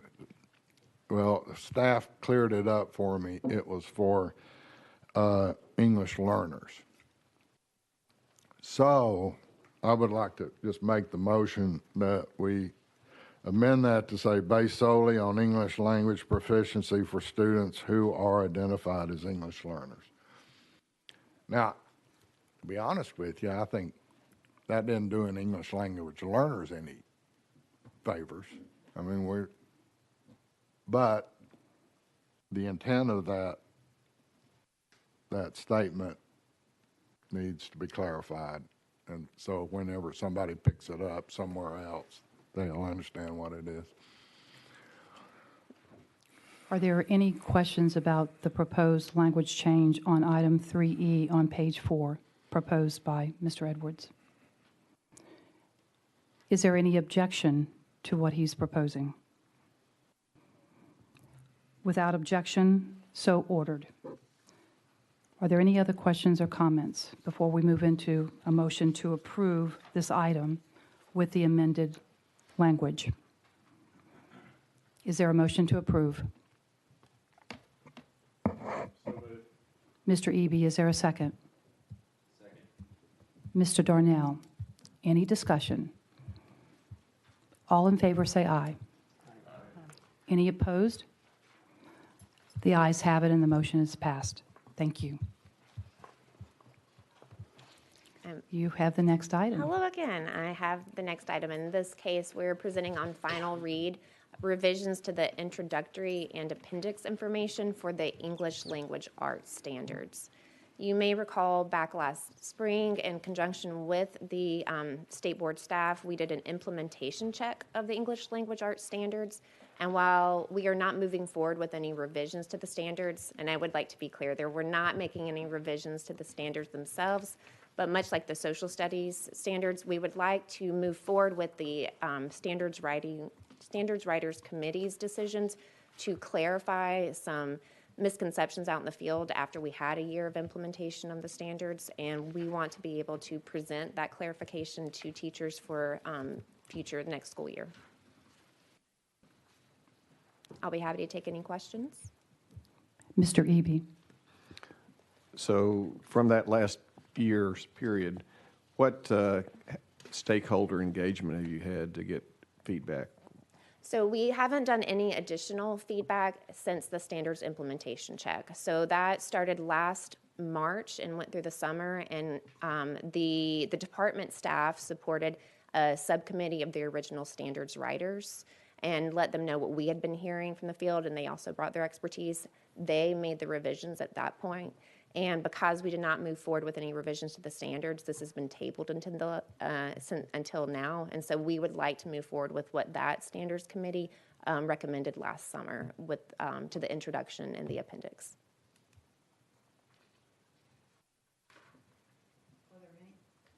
Are there any other comments or questions? Is there a motion to approve? So moved. Mr. Ferguson, is there a second? Mr. Darnell, any discussion? All in favor say aye. Aye. Opposed? The ayes have it and the motion is approved. Thank you.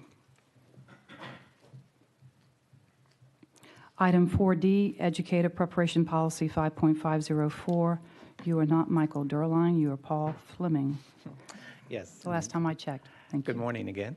And yeah, for this final reading item, it aligns to and supports the updated educator preparation rule, and also adds some specific language around a specific endpoint for the review process for initial approval. So just to quantify the amount of time for that process between the department and programs when going through the initial approval process.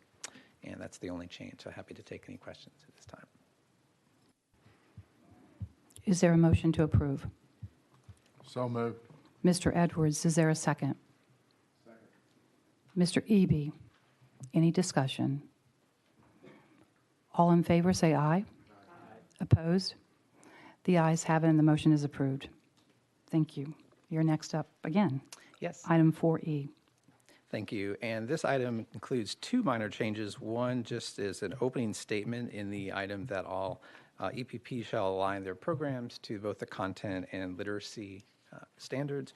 And second, adjust the years of teaching experience required for candidates seeking the reading specialist endorsement from 3 years down to 2. And this is the request I understand from the board from, Yes, from the previous meeting as well. And so those are the two changes in the proposal this time. Questions or comments? Is there a motion to approve? Mr. Darnell, is there a second? Second. Mr. Ferguson, any discussion? All in favor, say aye. Aye. Opposed? The ayes have it, and the motion is approved. Thank you. Item 4F, 2018-19 special courses, Ms. Virginia Mayfield. Good morning again. I have for you the list of special courses that was approved on first read in October. There have been no changes since first read to this list, and I'm happy to answer any questions at this time. Mr. Eby? And I hear this may be resolved, but the AVID course, which has been approved for 1 year again, which goes back in not only Oak Ridge, but Rutherford County and Metro Nashville, can we get that as an approved course so they don't have to come back every year? We are in the process of reaching out. I have reached out to those districts, all 3 of them, and requested some educators to help develop a course that could become a permanent course to take the place of those requests every year, and we will be starting to work with those districts in the very near future for exactly that purpose. Thank you. Any other comments, questions? Is there a motion to approve? Mr. Eby, is there a second? Second. Ms. Tucker, any discussion? All in favor say aye. Aye. Opposed? The ayes have it, and the motion is approved. Thank you. Item 4G, Career and Technical Education, Rule 0520-1-07-03 and 0520.01-07-04. How about that? Good morning, Madam Chair, board members, Commissioner. I believe Casey Hogner-Rim was intended to provide this presentation this morning. Unfortunately, she could not be here. She has a conflict and is serving on behalf of the Commissioner at the State Workforce Board. So I am Steve Plale. I'm the Executive Director of the Office of Career and Technical Education for the department. The first item that I am presenting this morning is final reading of the updates to this board rule 0520-01-07 regarding work-based learning. As the board will remember, these were minor updates and changes at the October meeting approved on first reading regarding work-based learning and language, replacing terms such as cooperative and cooperative education teacher with work-based learning to ensure consistency in the messaging of work-based learning across other policies and frameworks. There have been no changes to this since first reading, and I'm happy to take any questions at this time. Is there a motion to approve? Mr. Edwards, is there a second? Mr. Eby, this requires a roll call vote. Casey Griffin on our staff, will you please call the roll? Mr. Cobbins. Aye. Mr. Darnell. Aye. Mr. Eby. Aye. Mr. Ferguson. Aye. Ms. Kim. Aye. Ms. Tucker. Aye. Ms. Hartgrove. Aye. Madam Chair, the ayes have it. Oh. Mr. Edwards. Did I not call? Mr. Edwards. Okay. Thank you. The ayes have it, and the motion is approved. Thank you. You have the next item. I do. The next item I'm presenting this morning is the final reading of revisions to current CTE core standards in the agriculture, food, and natural resources, education and training, health science programs, and the addition of new career and technical education courses, social media marketing and analytics in the marketing career cluster, and the new BioSTEM program of study, which includes the BioSTEM 1 and 2 and 3 courses in the STEM career cluster. These revisions and course additions will incorporate added instructional rigor, increased alignment with post-secondary pathways, all to reflect the growing industry demands of our state. These items and course revisions were presented during the October 2018 board meeting. However, based on feedback, additional feedback from partners and stakeholders and input during the open comment period, some changes have been made since first reading of this item. Those changes include in the new BioSTEM 3 course, Standard 6 was deleted due to redundancy with other standards. Standard 7 was revised to provide additional content, and multiple content buckets which group our standards were renamed to help improve the flow of instruction. In the health science education course, Standard 13 was added, and Standards 19, 20, and 21 were revised to improve alignment with the national health science standards and more closely reflect the skill development needs of industry. And then finally, contact information for the aligned career and technical student organizations have also been updated. If approved by the board, these changes will go into effect for the 19-20 school year. I'm happy to take any questions on this item. Is there a motion to approve? Mr. Edwards, is there a second? Mr. Darnell, any discussion? All in favor, say aye. Opposed? The ayes have it, and the motion is approved. Thank you very much. Thank you. Item 4I, course approval, principles of transition for post-secondary readiness. Mr. Blake Shearer. Good morning. Thank you. Good morning, Madam Chair and Commissioner Schwinn and State Board members. My name is Blake Shearer. I'm the Director of Support Services for Student Readiness within the Division of Special Populations.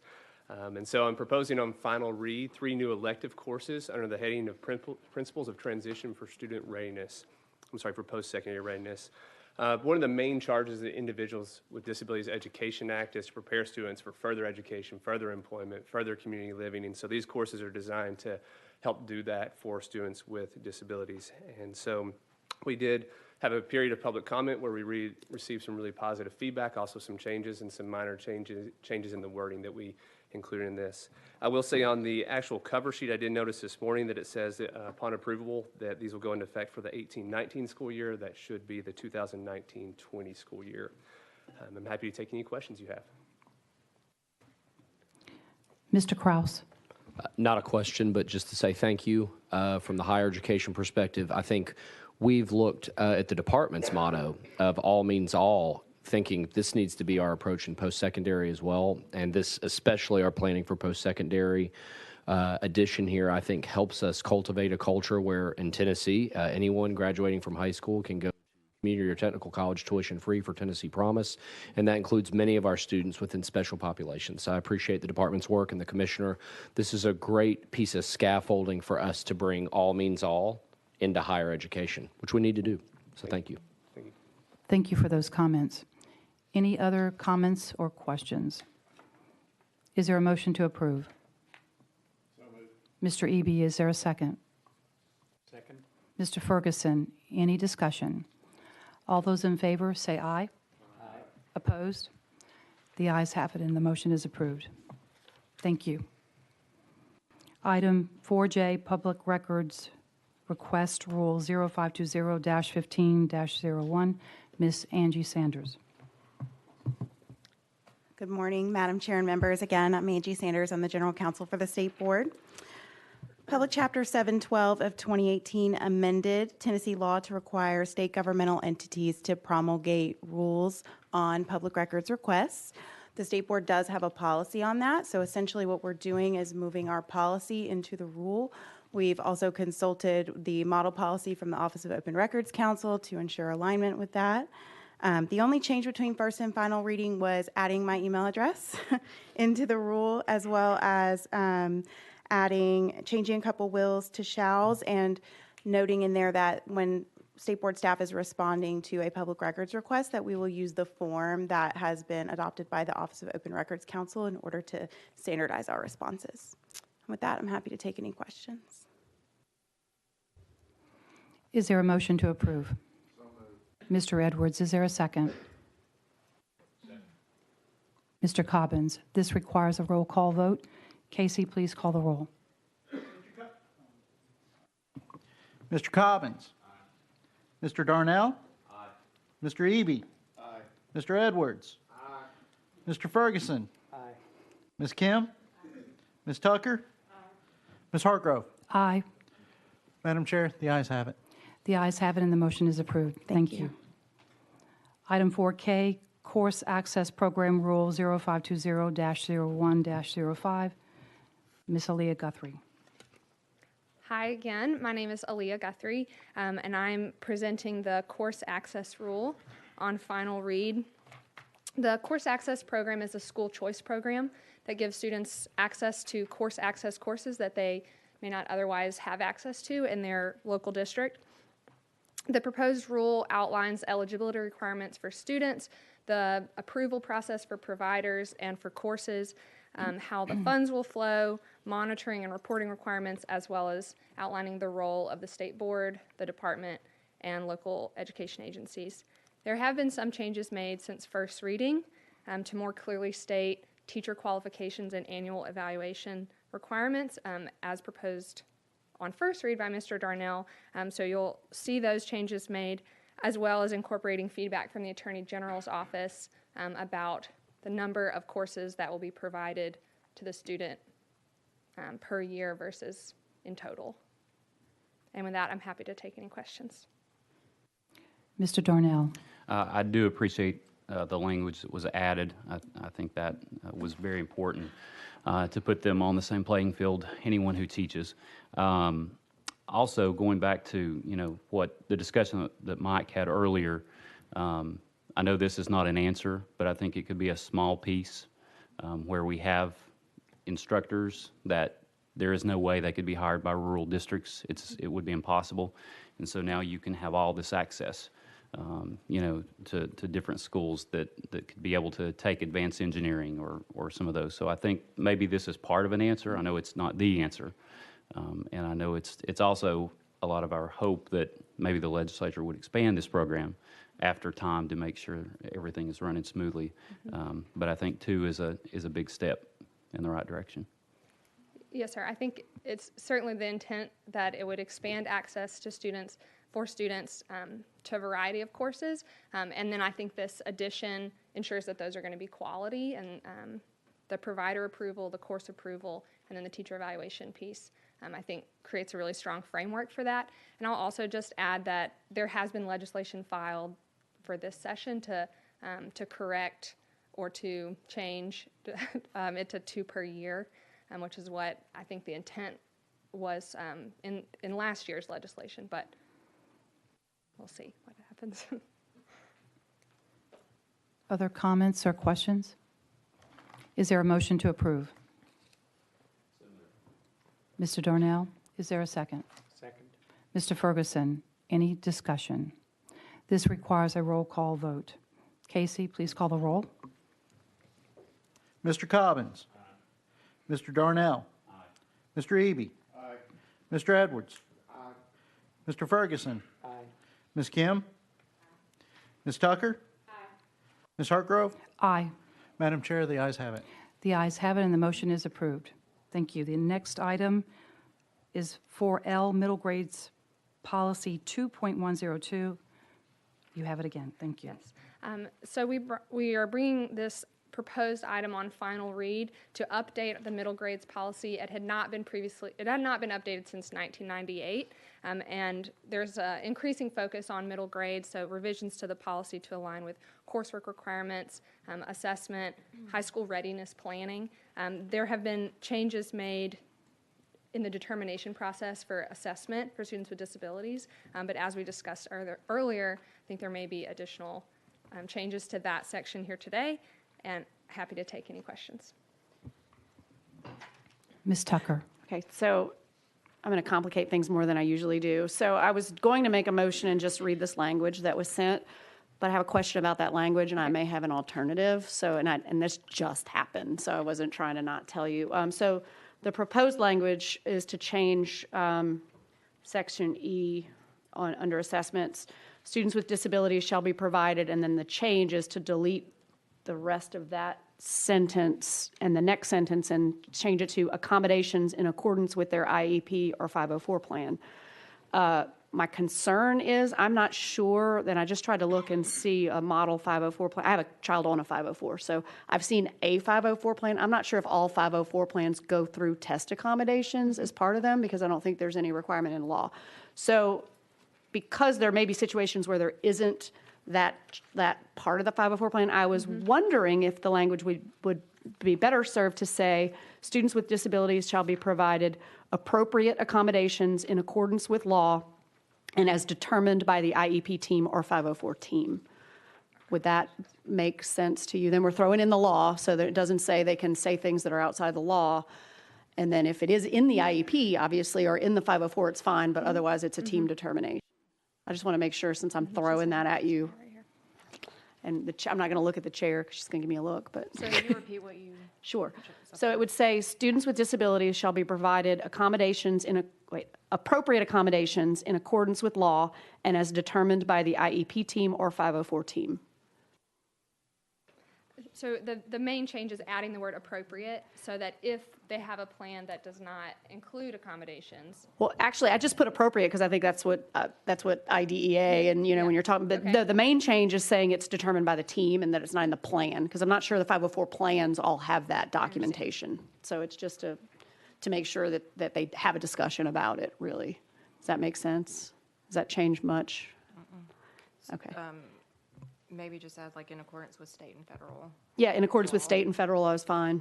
Yep. Okay, so that's, all right, so then I'm going to, if that seems okay, I'm going to make my motion. So my motion is to amend that section to say, students with disabilities shall be provided appropriate accommodations in accordance with state and federal law and as determined by the IEP team or 504 team. And then the middle part of that is deleted through the word student, and then the sentence starting English learner proficiency level through the end of section E stays. In section F, there would be a sentence added. This is the department's suggested language. The IEP team must determine if a student with a disability should participate in the general assessment with or without accommodations or in the alternative assessment, period. And then the rest of that paragraph remains. So that's my motion. Yeah, just a point of clarification, in this middle grade policy, those are numbers 3 and 4, they're not E and F. E and F was in the high school policies. Thank you. 3 and 4, sorry. And one other, on F or 4, is where it says the IEP team must, just to say shall. Yes, we're changing everything. We're doing a lot of shalls right, lately. Yes, that's great. Determine if a student with a disability shall participate rather than should. Yes, in perfect. Either the general. Then Mike won't give me a dirty look, yes. Okay, does that? And the chair never does. His. There it went. Okay. It's on camera too, right? There you go, yeah. So we have a motion by Ms. Tucker to change the language as noted. Do we have a second? Second from Mr. Eby, sorry about that. Is there any discussion? Okay. All in favor of the amended language to this particular policy? What was my? Is there any objection to the language? Without objection, we accept the amended language. Now, we're going to approve this particular item. I need a motion to approve. So moved. Ms. Tucker, do we have a second? Second. Mr. Ferguson, any discussion? All in favor, say aye. Aye. Any opposed? The ayes have it, and the motion is approved. Thank you. Thank you. The next item, item M, approved high school courses policy 3.205. Yeah, so this item proposes to add the courses for which they were approved just now, item H and I. So to add those courses to the list of the approved high school courses. This item also proposes to add the visual and performing arts courses. Those have been previously approved. They're currently available to districts, but just adding them to the list here. So any questions? Happy to answer. Is there a motion to approve? So moved. Mr. Edwards, is there a second? Mr. Eby, any discussion? All in favor, say aye. Aye. Opposed? The ayes have it, and the motion is approved. Thank you. Thank you. Item 4N, Homebound Instruction Rule 0520-1-02-.10. Ms. Angie Sanders. And Ms., you're doing it by yourself? Yes. Ah. Angie Sanders. I'm also having Lori Paisley from the Department of Education join me. She's going to help me out on any questions. Ms. Paisley is a former homebound supervisor herself. So I'm presenting to you on final reading revisions to the State Board's rule regarding homebound instruction. Newly amended law from last year requires local education agencies to provide eligible students a homebound instruction program of at least 3 hours per week for all students who qualify. In order to align the State Board's rule with this recently enacted legislation that expands homebound instruction to students beyond just pregnant students, the State Board staff has worked with the Department of Education as well as the Metro Nashville Area Homebound Consortium on these revisions. You all might remember that the board last approved changes to this rule on final reading in July. However, after consultation with the Attorney General's office, we've made additional changes to better align the rule with the board's statutory authority in the law. We've also added additional clarification to note that homebound placements for students with disabilities are controlled by a separate State Board rule. With that, I'm happy to answer any questions that you all have. Ms. Tucker. So I know I raised this in our staff discussion. I just want it out here. The 30-day review, progress reviews, which sounded like a great idea in here, that they would get together after 30 days and make sure this was the appropriate placement, has been deleted. And it's my understanding that's because someone more powerful than me, was it the Attorney General's The Attorney General's office felt like the statute didn't give us the power to do that, right? That's correct. The Okay. Attorney General's office consulted with us on that, and the law is pretty clear that eligibility is determined only by the physician. Okay. All right. I just wanted it clear that when you see this was deleted, it wasn't our idea. Yes, that's correct. Thank you. Thank you for making that point. Any other comments or questions? Is there a motion to approve? So moved. Mr. Ferguson, is there a second? Mr. Eby, any discussion? This requires a roll call vote. Casey, please call the roll. Mr. Cobbins. Mr. Darnell. Mr. Eby. Mr. Edwards. Mr. Ferguson. Aye. Ms. Kim. Ms. Tucker. Madam Chair Hartgrove. Aye. Madam Chair, the ayes have it. The ayes have it, and the motion is approved. Thank you, Mr. James. Item 4.0, amended list of state-approved textbooks for Section D, Social Studies, World Languages, CTE, Marketing, Finance, Business Management, and Administration. Ms. Lauren Bardwell. Hi. Yes, in the fall, the board approved a list of textbooks that passed the official review process, and one of the German language book titles was inadvertently left off the list. And so we're proposing that we do add that title back to the list, and I can confirm that the title underwent, it did go through the official process, and it did pass that process. I'll be happy to take any questions. Is there a motion to approve? Mr. Eby, is there a second? Mr. Darnell, any discussion? All in favor say aye. Aye. Opposed? The ayes have it, and the motion is passed. Thank you. The next item is 4P, Annual Performance Goals for 2018 District Accountability.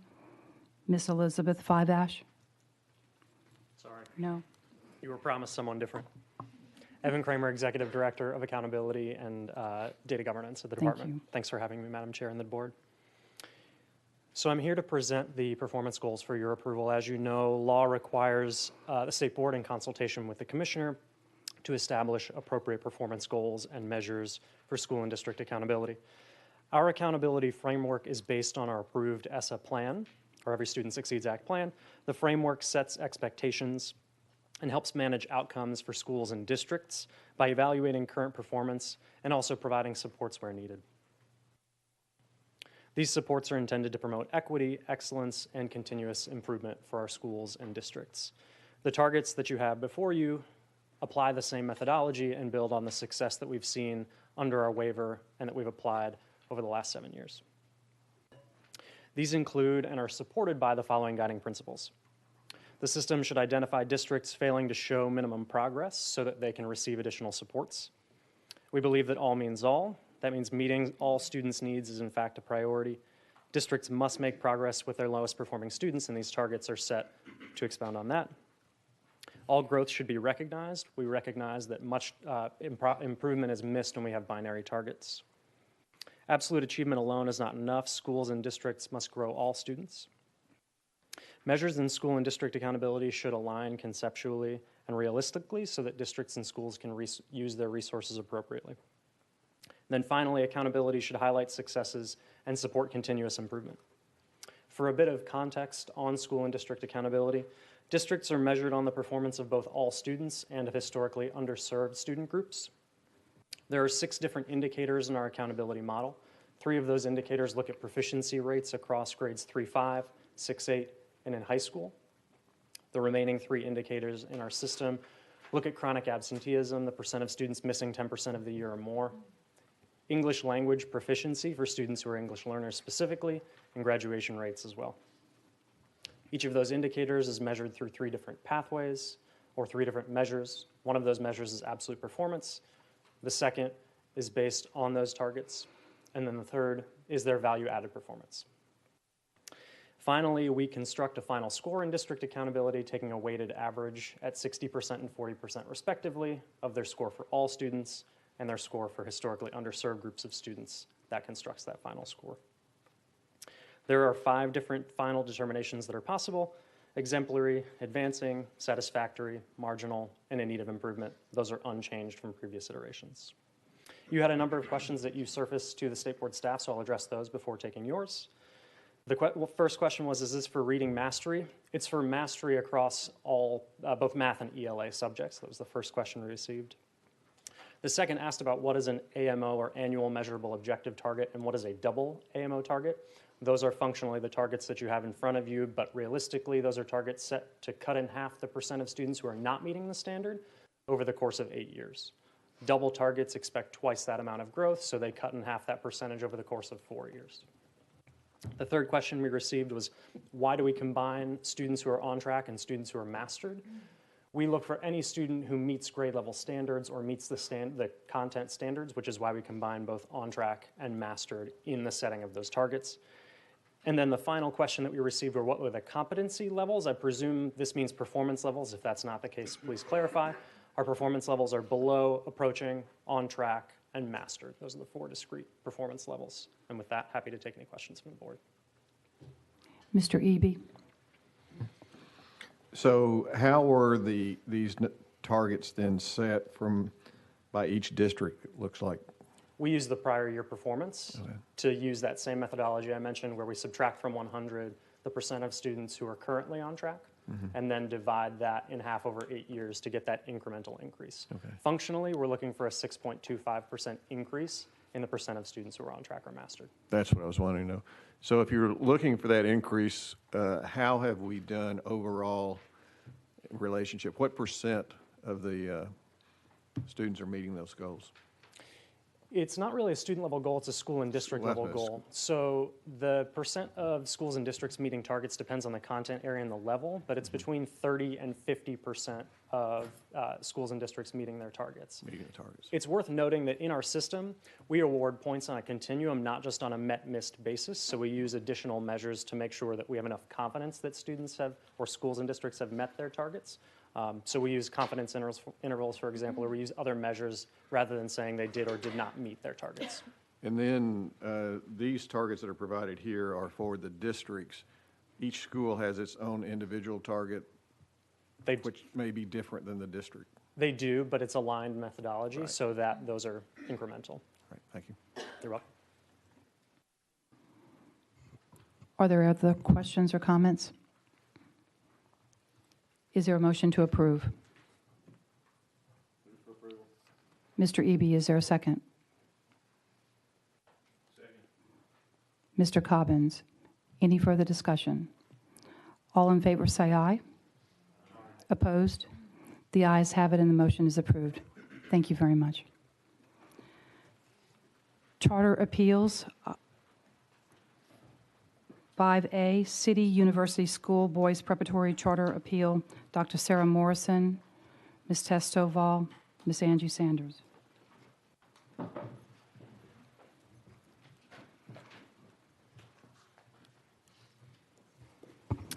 Thank you, Madam Chair.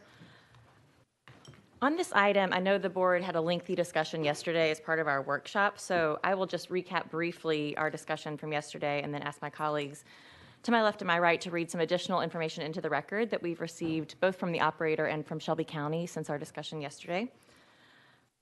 To begin, as we mentioned yesterday, this appeal came to us first in middle of December 2018. At that time, Shelby County had just voted as a local school board to non-renew City University Schools Boys Preparatory Charter School. In the case of this appeal, as Angie mentioned yesterday, the standard of review in the law is slightly different than the standard that the board usually considers upon new start appeals. And in this case, it really is the board's objective to determine whether or not Shelby County erred in its decision-making in their vote to non-renew this school. Specifically, in statute, the state board must find that the chartering authority's decision to non-renew was contrary to the code. I won't cite the code, including these three things. A chartering authority may not renew a charter agreement if the school, A, committed a material violation of any conditions, standards, or procedures set forth in the charter agreement, B, failed to meet or make sufficient progress toward the performance expectations set forth in the charter agreement, or C, failed to meet generally accepted standards of fiscal management. So again, this is a more narrow standard of review than the board typically sees on new start appeals, which is the best interest standard in terms of the students and communities that the school seeks to serve.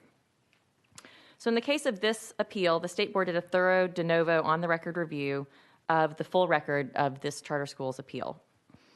In the process, we did not find evidence that Shelby County's decision was contrary to the law that I just cited. In fact, the academic data has not met or made sufficient progress towards the goals laid out in the charter agreement. Throughout our review, the operator brought up a number of considerations that, while important, did fall outside of the board's statutory authority in the case of this appeal. We talked yesterday about the ways that Shelby County failed to communicate clearly in a timely way, according to best practice standards outlined by NACSA, the standard of review in the case of a non-renewal decision, and things of that nature, including some of the services that this school was promised allegedly at the time of signing an agreement with Shelby County. We've, again, for the record today, have a little bit more information submitted by the operator themselves as well as the district that I'm not sure, Tess, are you going to read that for the record? And then we're happy to take, obviously, any more questions or have more discussion today on the record.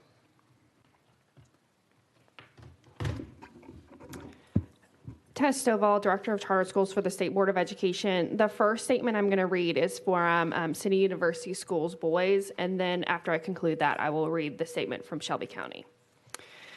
Good day. On behalf of the scholars and stakeholders of City University School Boys Preparatory, I would like to thank you for all the work you do in supporting the education of the children in Tennessee.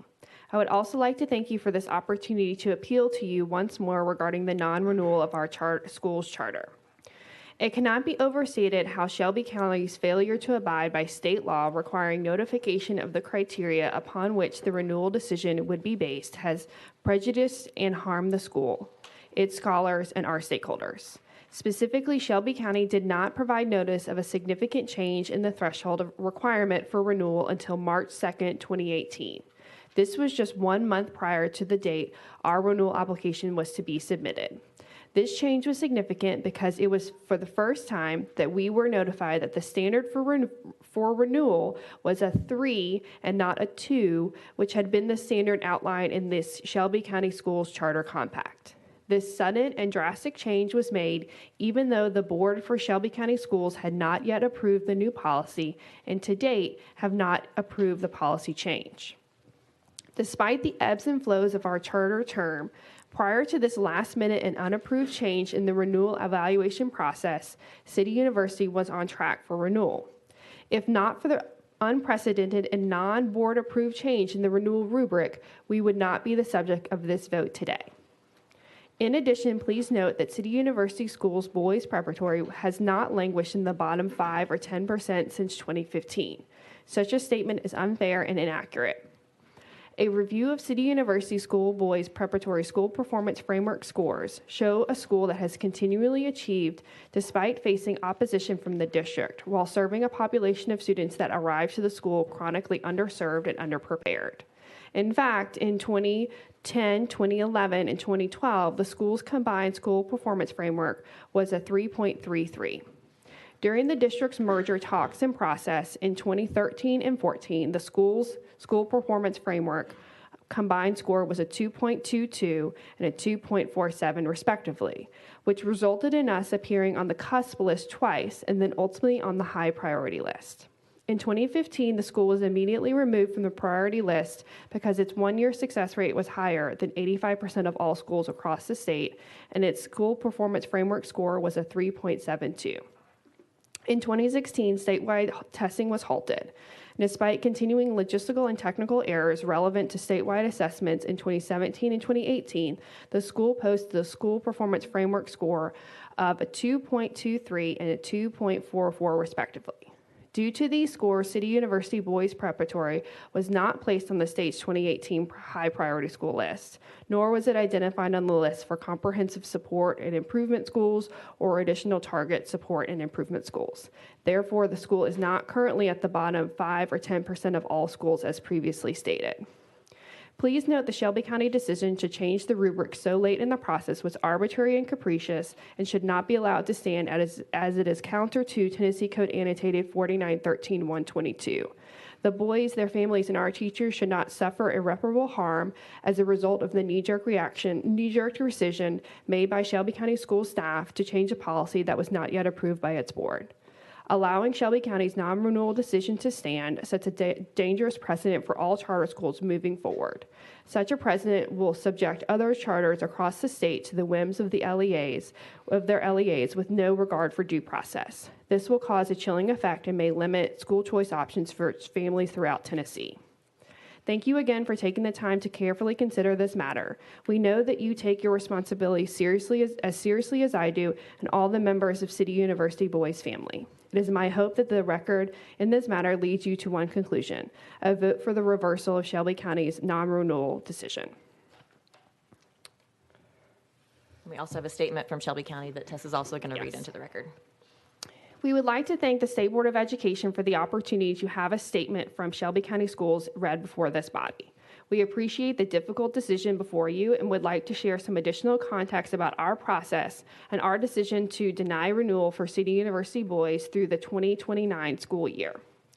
Shelby County Schools arrived at our renewal decisions after a deliberate and cooperative process, utilizing a decade of growth and achievement data and relying on the work of our charter compact leaders and the quality authorizing standards of the State Board of Education. Our process, which has relied on the expertise and input of the National Association of Charter School Authorizers, incorporated critical feedback from our renewal school operators, considered a decade's worth of educational outcomes to arrive at the difficult decision to decline to renew City Boys Charter through 2029.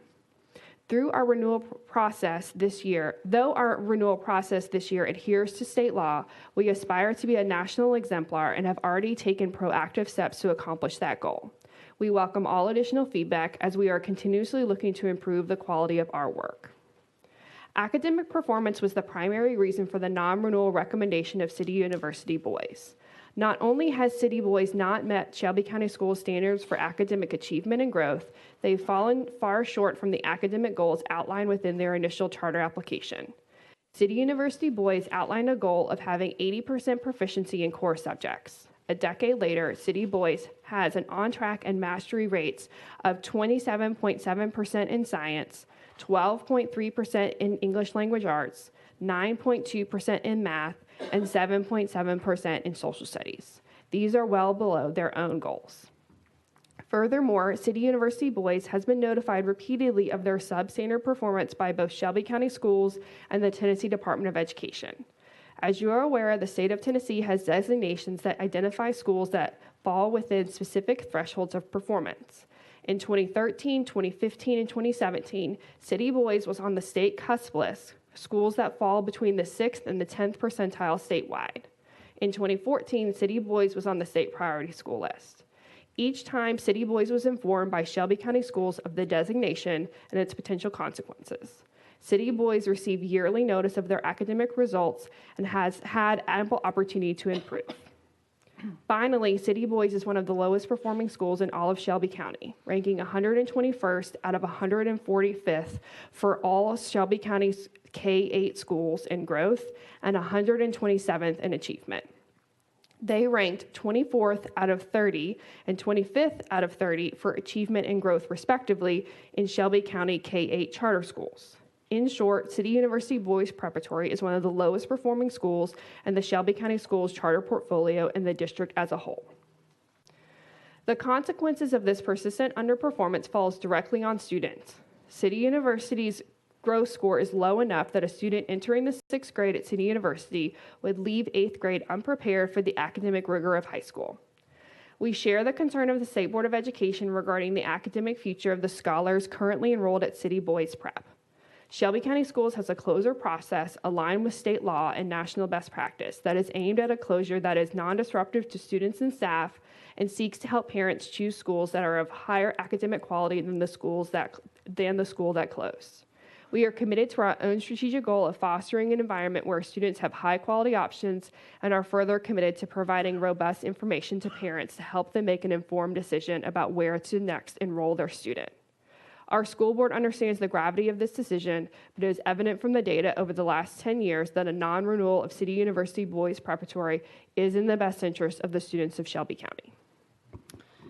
Thank you, Tess. So those are the two statements that we wanted to read additionally since our discussion yesterday at the workshop. And just again, in sum, it is the state board's staff and my belief that Shelby County, again, setting aside the issues with communication, which are not to dismiss those in any way, shape, or form. We had a robust discussion yesterday about the reasons that those are important moving forward. But we do believe it's within Shelby County's statutory authority to non-renew the charter agreement in this case. And therefore, my recommendation, as you found in the executive director's report, is to uphold Shelby County's decision to non-renew the charter agreement for City University Boys. But we'll stop there. And again, any questions or further discussion at this time? Ms. Tucker. Thank you. Thank you for the discussion yesterday and for today. And this, as I think you can guess, is a heartbreaking situation for, I don't speak for everybody else, but for me. I do firmly, well, if the facts that are presented by this school are accurate as far as the actions of Shelby County Schools, I think Shelby County Schools failed these kids and failed this school, and I think that's a shame. And you know, we had a revocation issue with them a couple years ago where we had the same problems, and so I hope that they are on a path to getting things, just for the sake of the students, to getting things in the right place. So do I know where these kids would be if Shelby County Schools had done what apparently the school is saying they didn't do with this authorizer fee that they paid? I don't know. But I don't think we can base this on that. I mean, I think we have to base this on the statute, which doesn't give us a lot of leeway. And is there evidence in the record that this school failed to meet or make sufficient progress towards their performance expectations set forth in the charter agreement? I mean, that is the limited question that we have, right? I'm asking our lawyer here, but that's correct. Whether they were correct in finding that. And it's, I mean, regardless of fault, of where that fault might lie, and that's a, you know, again, that's something we don't know the answer to. You've got kids with a 9.2 proficiency in math, a 12.3 in ELA, and a promise in the charter of an 80%. And at the, you know, I hate it. I hate it for these families. I hate it for these people from the school who I met yesterday who clearly care about kids and want to serve them. But at the end of the day, we are bound by this law, and you know, charters make that agreement. When a charter opens, they say, give me autonomy and I'll be held to accountability. And so I don't see myself with my vote how I can get outside of this statute and the limited question that we have to answer. But I do hope Shelby County Schools is going to learn something from this. Mr. Eby. I don't think I could say it any better, any clearer than Ms. Tucker did. Again, by the statutes and by the limitations we have. It is a sad situation. I agree, Shelby County Schools, I think, has failed the students there. And as I said yesterday, I just hope if the vote goes as has been recommended here, that they do everything they can to provide a quality education for those 80-something students, because they deserve that, and we deserve that they get a good education. Any other comments, questions? Mr. Cobbins? I understand the prescribed parameters of our decision-making process as a body. But in reading through all the materials provided for us to review on this particular matter, there were just sirens going off in so many different instances for me relative to the process that Shelby County used to arrive at its decision. And not to diminish at all the academic performance requirements and historically of the school, there's an equal onus on the district to be clear and transparent and fair and equitable in its expectations and its evaluation of those expectations. And it's clear that that onus was applied inconsistently, was not communicated properly or effectively or at all in some instances, in the face of requesting communication, I'm assuming to potentially address performance issues. And so, you know, it's one thing to be in the frying pan, and from my perspective, a key question is, how did you get into the frying pan? And of course, academic performance and history, but also this what appears to be a moving goalpost from my interpretation is not fair at the end of the day. And there still seems to be a question based on information that we received between last night and this morning, whether that 3 versus 2, 2 versus 3, and if we would even be having this conversation if that particular piece was fairly applied in this particular situation. And so when looking at the decision that the district arrived at, which ultimately leads to the appeal that we have to deliberate upon, it is very difficult for me to uphold a decision where I see and have questions about fairness, equity, and consistency when the goalposts seem to have moved even now from last spring.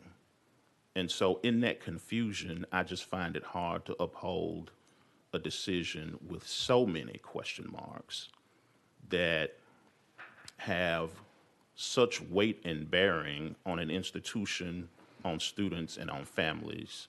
And it doesn't appear that there's been much discussion or leeway between the district and the school as far as compromise on this, if there are questions about the process, if there are alternatives to revocation that have been explored based on all the information that we've received. And then there still seem to be questions about whether steps that have been taken are in compliance with state law by the district. And so with all these issues swirling still, I have a difficult time arriving at the conclusion that revocation is in order. That's just my perspective, my opinion, based on all the information that we've received to this point and discussion. So I want to make sure I thank the staff for all of your work and diligence on this. I know it's not easy. I know it's not simple. And appreciate the hard work and effort that you all have put into helping us deliberate and arrive at a decision. Thank you, Daryl. I would just say, again, thank you to the board for what's obviously a very thoughtful consideration of this appeal. As Wendy said, none of us take this kind of a decision lightly. There is much at stake, and there is a lot of room for improvement clearly in the process. So again, I leave it to the board, but I appreciate your comments, Daryl, too. We have done our best to sort through what is a complicated case. But again, if we can continue to discuss if there's additional comments or other thoughts.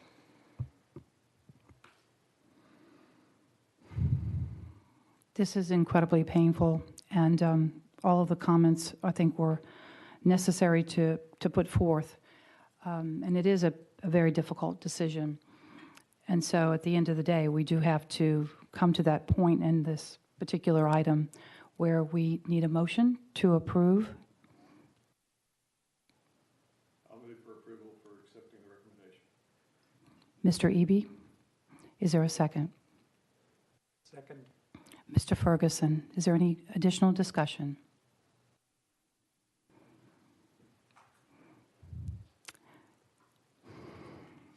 Is there, all in favor? I'm sorry. This one just blows my mind and it's so difficult. All in favor, say aye. Aye. Opposed? The ayes have it, and the recommendation is approved. The motion is approved. Thank you.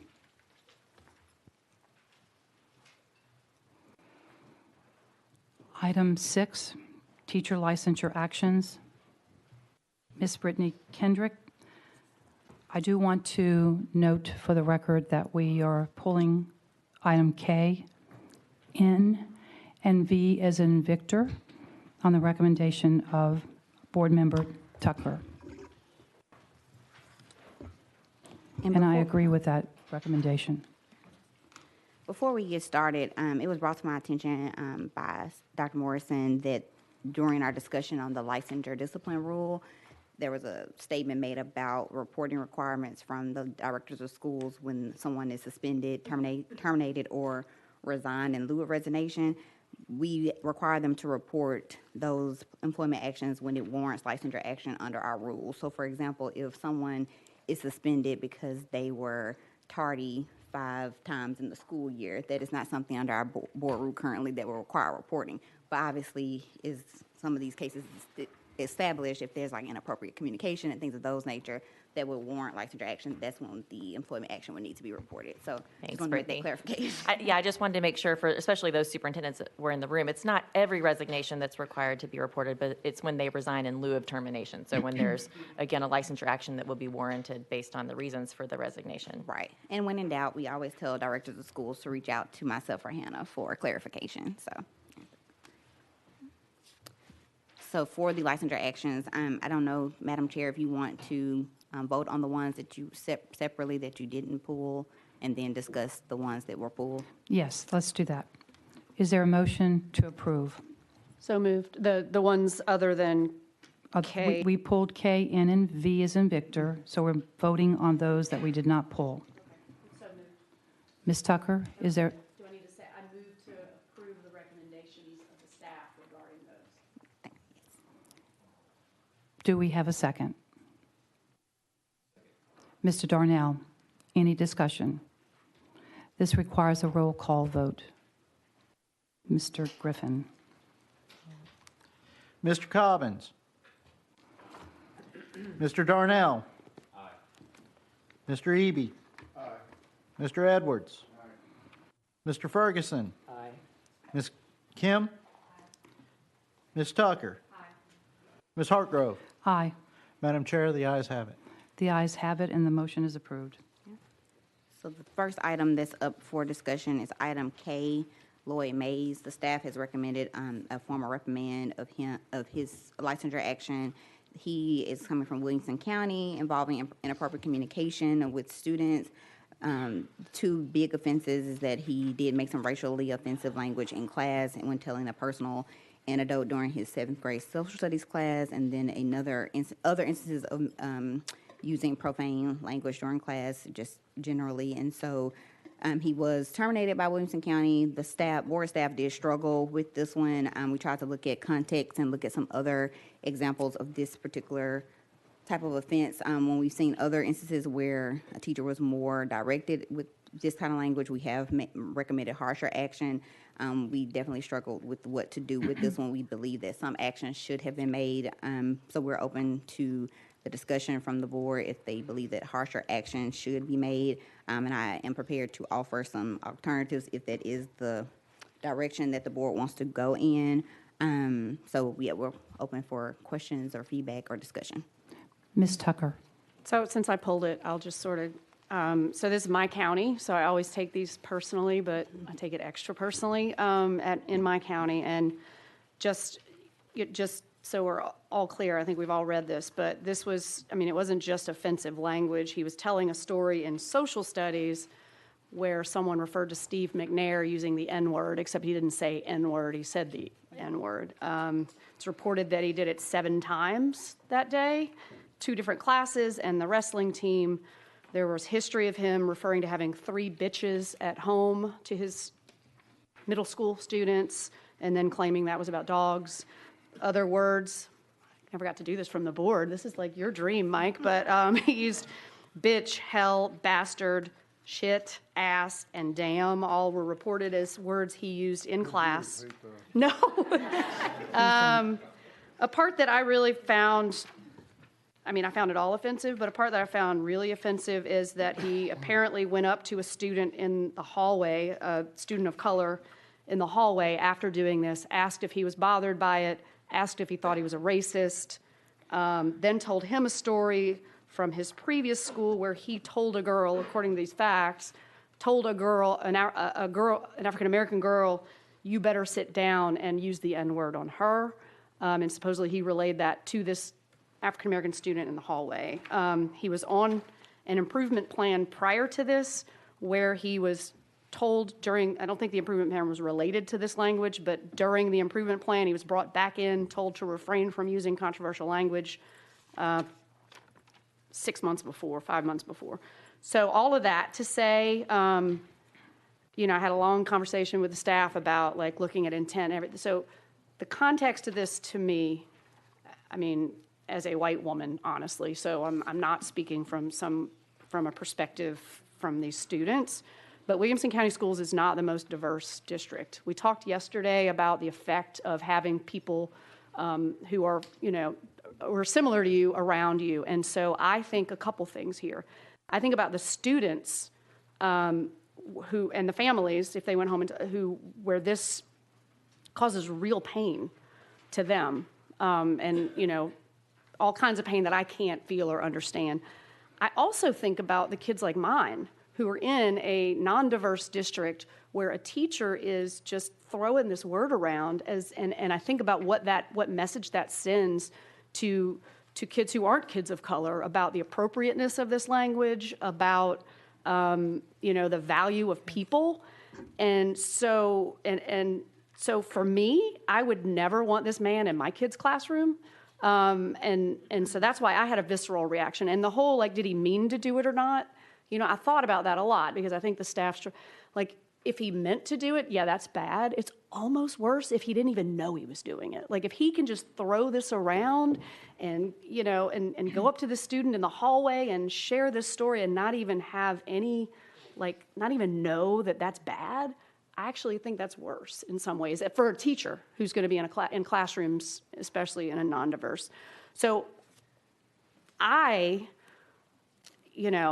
can't see anything less, for me, my name personally, one of 8 of us, than some length of suspension, not a small one, that would then require some sort of racial sensitivity, something before he could get his license back. I mean, that's just where I come from because, and there was some comment in it, he said either he has adopted children who are of color or he has biracial, it's unclear, and so he's throwing that out.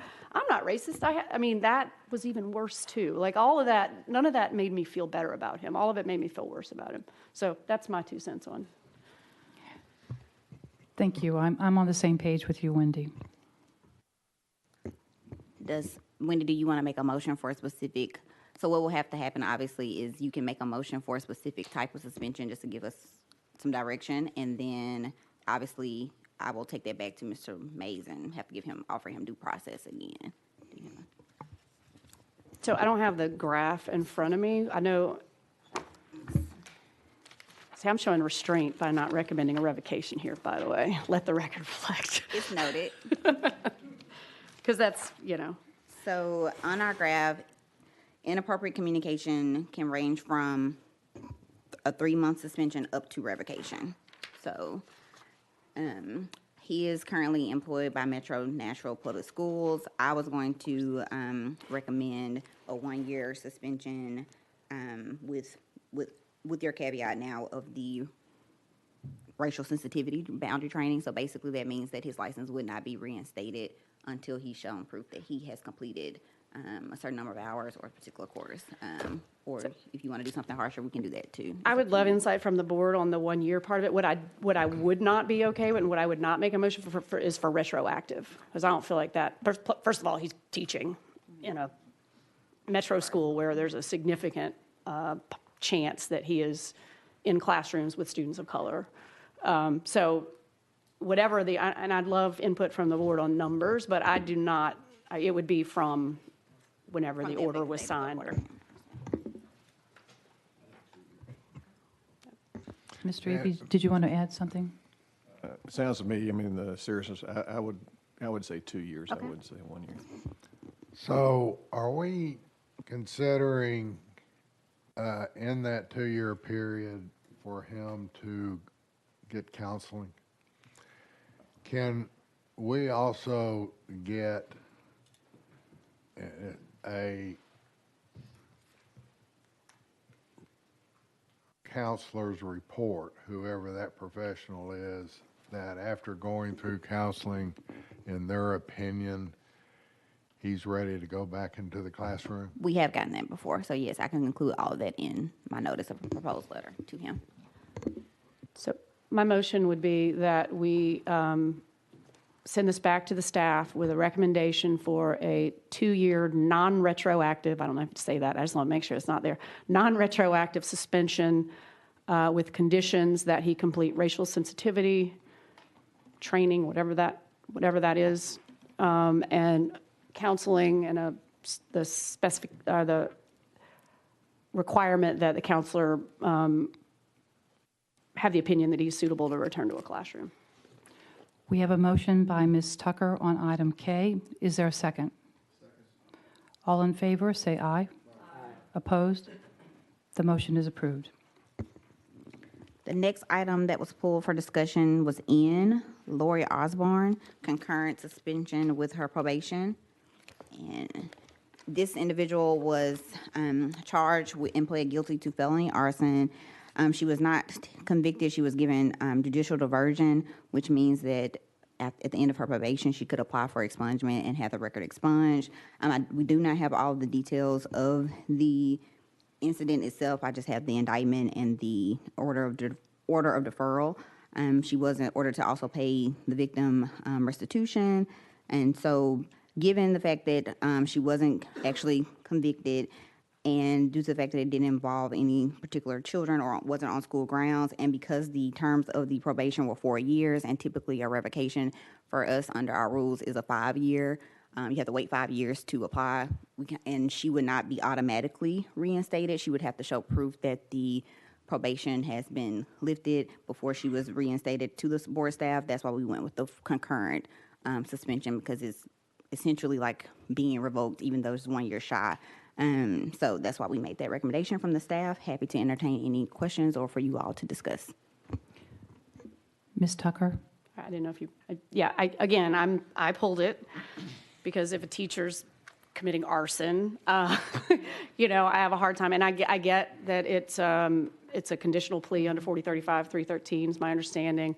But our new rule, she's under the new rule? Yes. So our new rule doesn't prohibit a revocation based on that, correct? No, it doesn't. So it doesn't. So my thought process was if Ms. Osborne comes back to apply for restoration of her license, we don't have a conviction to rely upon to deny her. We have to rely upon the underlying facts. And so we can rely upon the teacher code of ethics potentially just because she's obviously not acting with characters of that the educator profession adheres to. It's just a harder stretch when you don't have the actual conviction is Right. the staff. And the statute allows her under oath with very limited circumstances that I don't think this would cover to say she's never been convicted of a felony. So I get that, but can we not get the underlying? So my problem, I mean, arson it's not like you accidentally throw a cigarette out the window, right? It requires a mental state of intent. And if we want, I can try to go back to Houston County criminal court. I asked for her criminal file, and that's what I was given, the indictment and the order of deferral. So I can try again. I don't know that I will get the underlying facts, but I can try. My guess is there's a warrant in their general Right. sessions And I court that usually- you should be able to get the warrant that would at least set forth the facts. So I would, And we can pull it and I can get that information and bring it back. that would be my motion that we defer this for further information. I mean, because if she, somehow pled to arson when she didn't have intent, but if she's burning stuff down, I don't want her in a classroom. Right, okay. We have a motion from Ms. Tucker. Is there a second? Second. Mr. Edwards, any discussion? All in favor, say aye. Aye. Opposed? The ayes have it, and the motion is approved. Item V. So this one is Ashley Wright. Again, similar to the last one we just discussed with Ms. Osborne. Again, we based it upon the underlying facts. However, this is one, too, that the staff struggled with, just given some of the additional information from the victim statements and different concerns from the school district and the families and students' families. So we kind of struggle with this one, just given how it falls on our metric system. So we're definitely open to any feedback, or if the board is wanting to do a harsher action, but we have recommended the concurrent suspension with her probation, which is 2 years. Again, it would not be an automatic reinstatement of her license. She would have to show proof that she's complied with all the terms of the probation before, and we don't seek that out. She would have to submit that to board staff before that happens.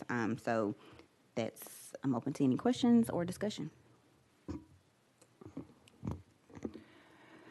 I struggled with this one just like you did, and it wasn't much of a struggle. It was the fact that a crime was committed, identity theft, credit cards stolen, etc., multiple church purchases totaling over almost $3,000. Parents expressing concern. The teacher was moved from one school to another, and deeply concerned that the teacher could steal a student's social security number and then steal that student's identity. So this one is deeply concerning. They all are. But this one, since suspension concurrent is not what I would recommend. And I don't know, I don't have a specific recommendation, but it would be helpful to hear your recommendation since I'm not in favor of this one. So typically, based upon our metric, the highest suspension that we typically go, and just generally speaking, is a 2-year suspension. So I think the next level up would be to revoke her license. Do you want to weigh in, Ms. Tucker? I do. So it's 3 counts of identity theft. Like it's not stealing credit cards. She stole identities and then ordered credit cards with those identities. She clearly looks like there's some mental health stuff here. I don't know, but I do know that she will have access to student social security numbers, and teacher social security numbers. And this whole this shines a light on an issue that we all have with these things. Like putting her from one school to another school, if we suspended her concurrent and then she got her license back, no parents of the new school are going to know. Like they're not going to know she stole people's identities and got credit. Like they're just not going to know. And their kids are going to go to school every day and they're going to assume that this state and this board has put a teacher in front of that child that's going to give a quality education and keep them safe and not steal their identity, right? That's probably going to be one of the things they're going to expect. And so I feel for her if she has mental health issues. I don't know, but there's just too much risk to me. And at the end of the day, for me, it's about students. And so I would recommend, I would say a revocation. I just don't, and it does, again, a revocation doesn't have to be permanent, right? No, she will fall under the new rule. She can apply after 5 years. That would be where my head would go. She didn't get diversion, so it's different than the last one. This is not coming off her is an record. actual She will have conviction. 3, so she's at least a range 2 offender under Tennessee statutory guidelines now in criminal law, regardless. Like anytime and I feel bad for her, anytime she goes for another job, do you have a felony conviction? Actually, I have 3, and that's going to be hard for her. But that doesn't mean she should be in the classroom, is my bottom line. Is there Any other questions or comments? Mr. Edwards? I'd like to make a motion that we revoke her license. We have a motion. Do we have a second? Probably has to be that we remove it to. Yes, thank provide her you. due So the motion is that the board is removing her to go back for harsher action. The harsher action is the revocation of her license. Mr. Edwards provide that motion. Do we have a second? Second. Ms. Tucker, any discussion? All in favor say aye. Opposed? The ayes have it and the motion is approved. Thank you. Thank you. Item 7, election of board officers. This is our final item for today before we move into our reception to honor the Blue Ribbon Schools and the Title I Distinguished Schools. With the passage, and I have to read this, of Chapter 539 of the Acts of 2018, the terms of the officers of the Tennessee State Board of Education were reduced to 2 years in duration, necessitating a new election of officers at this time, during this meeting. At this time, I would ask our most senior, he looks like our senior, doesn't he? Senior member, the Honorable Mike Edwards of the 2nd Congressional District, to preside at this point in time.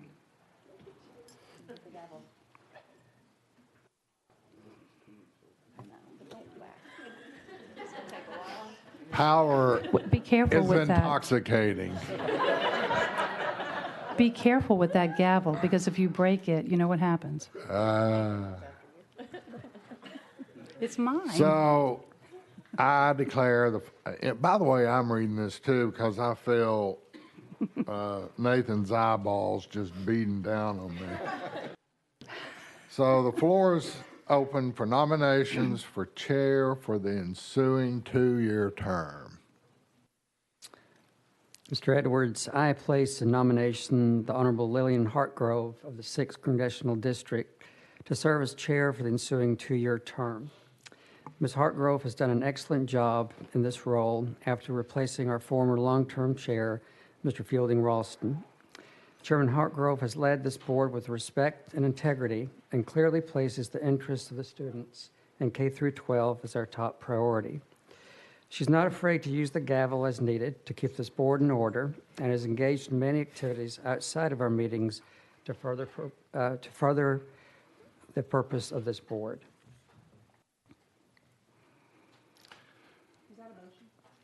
That was the motion. All right. Is there a second to that motion? Unless somebody has a speech, I would like to do a second. I don't have a speech. Okay, seconded by Mrs. Tucker. Are there any other nominations? So, hearing none, I declare that the nominations are closed and we will proceed to elect Ms. Hartgrove by acclamation. All as are in favor shall say aye. By action of this board, the Honorable... We have to do it first. Pause. I figured we just did that. All in favor say aye. Aye. The truth of the matter is no one else wants this position. By action of this board, the Honorable Lillian Hartgrove of the 6th Congressional District is duly elected chair of the ensuing term, and it's my honor to pass the gavel back to you. Thank you. Thank you, Mr. Edwards, and thank you once again for the vote of confidence. It's been an honor to serve as the chair this past year. I look forward to serving in this capacity for the next 2 years. We need a motion to elect, and I want to make sure I'm reading this correctly. We're taking nominations, we're taking nominations for the office of vice chair. Madam Chair, it gives me great pleasure to place a nomination, the Honorable Bob Eby of the 3rd Congressional District, to serve as Vice Chairman for the ensuing term. It's been my pleasure to serve in this capacity for the past year, but it's clear to me that Mr. Eby is far more qualified than me to fill this role. Mr. Eby has a strong background in K-12 education after leading the Oak Ridge School Board as both chair and vice chair for many years. In the time he served on our board, Bob has demonstrated a keen interest in the purpose of this board and has been able to devote a great amount of time as a volunteer to understand the challenges and opportunities we have to positively impact the quality of education provided to the students in the great state of Tennessee. I consider Mr. Eby a perfect fit for this role as our vice chair and would place him in nomination. Is there a second to the motion made by Mr. Ferguson? I wish to second. What was that? Second. Mr. Edwards provides the second. Are there any other nominations?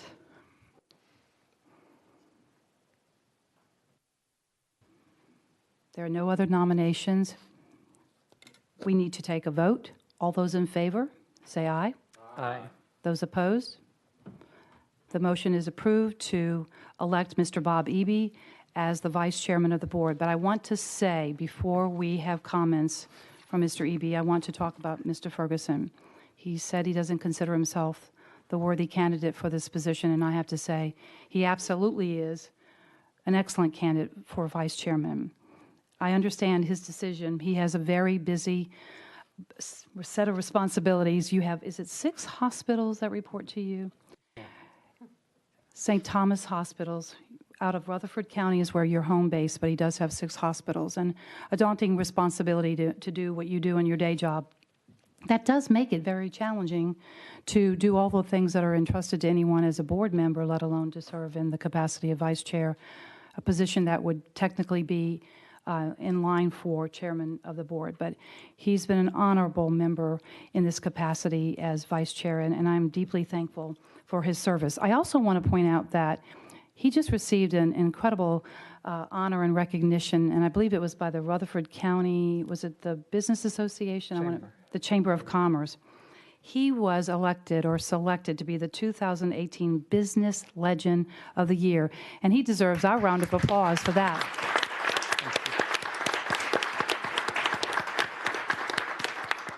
I'm still contesting if I'm old enough for that recognition. So. Thank you. Mr. Eby, comments? Well, thank you. And I too want to say that I don't think I'm any more qualified than Mr. Ferguson, and I may just have more time now that I'm part-time retired. But I do appreciate the confidence, and I look forward to serving and helping Lily in any way that, or Madam Chair, in any way that she call me needs. Lily. Thank you. Thank you. Just a few more items before we adjourn. I want to say once again, congratulations to the Blue Ribbon and Distinguished Schools. We look forward to honoring you with a reception on the 8th floor immediately following this meeting. And I just want to make sure, are there any other comments from any of the board members?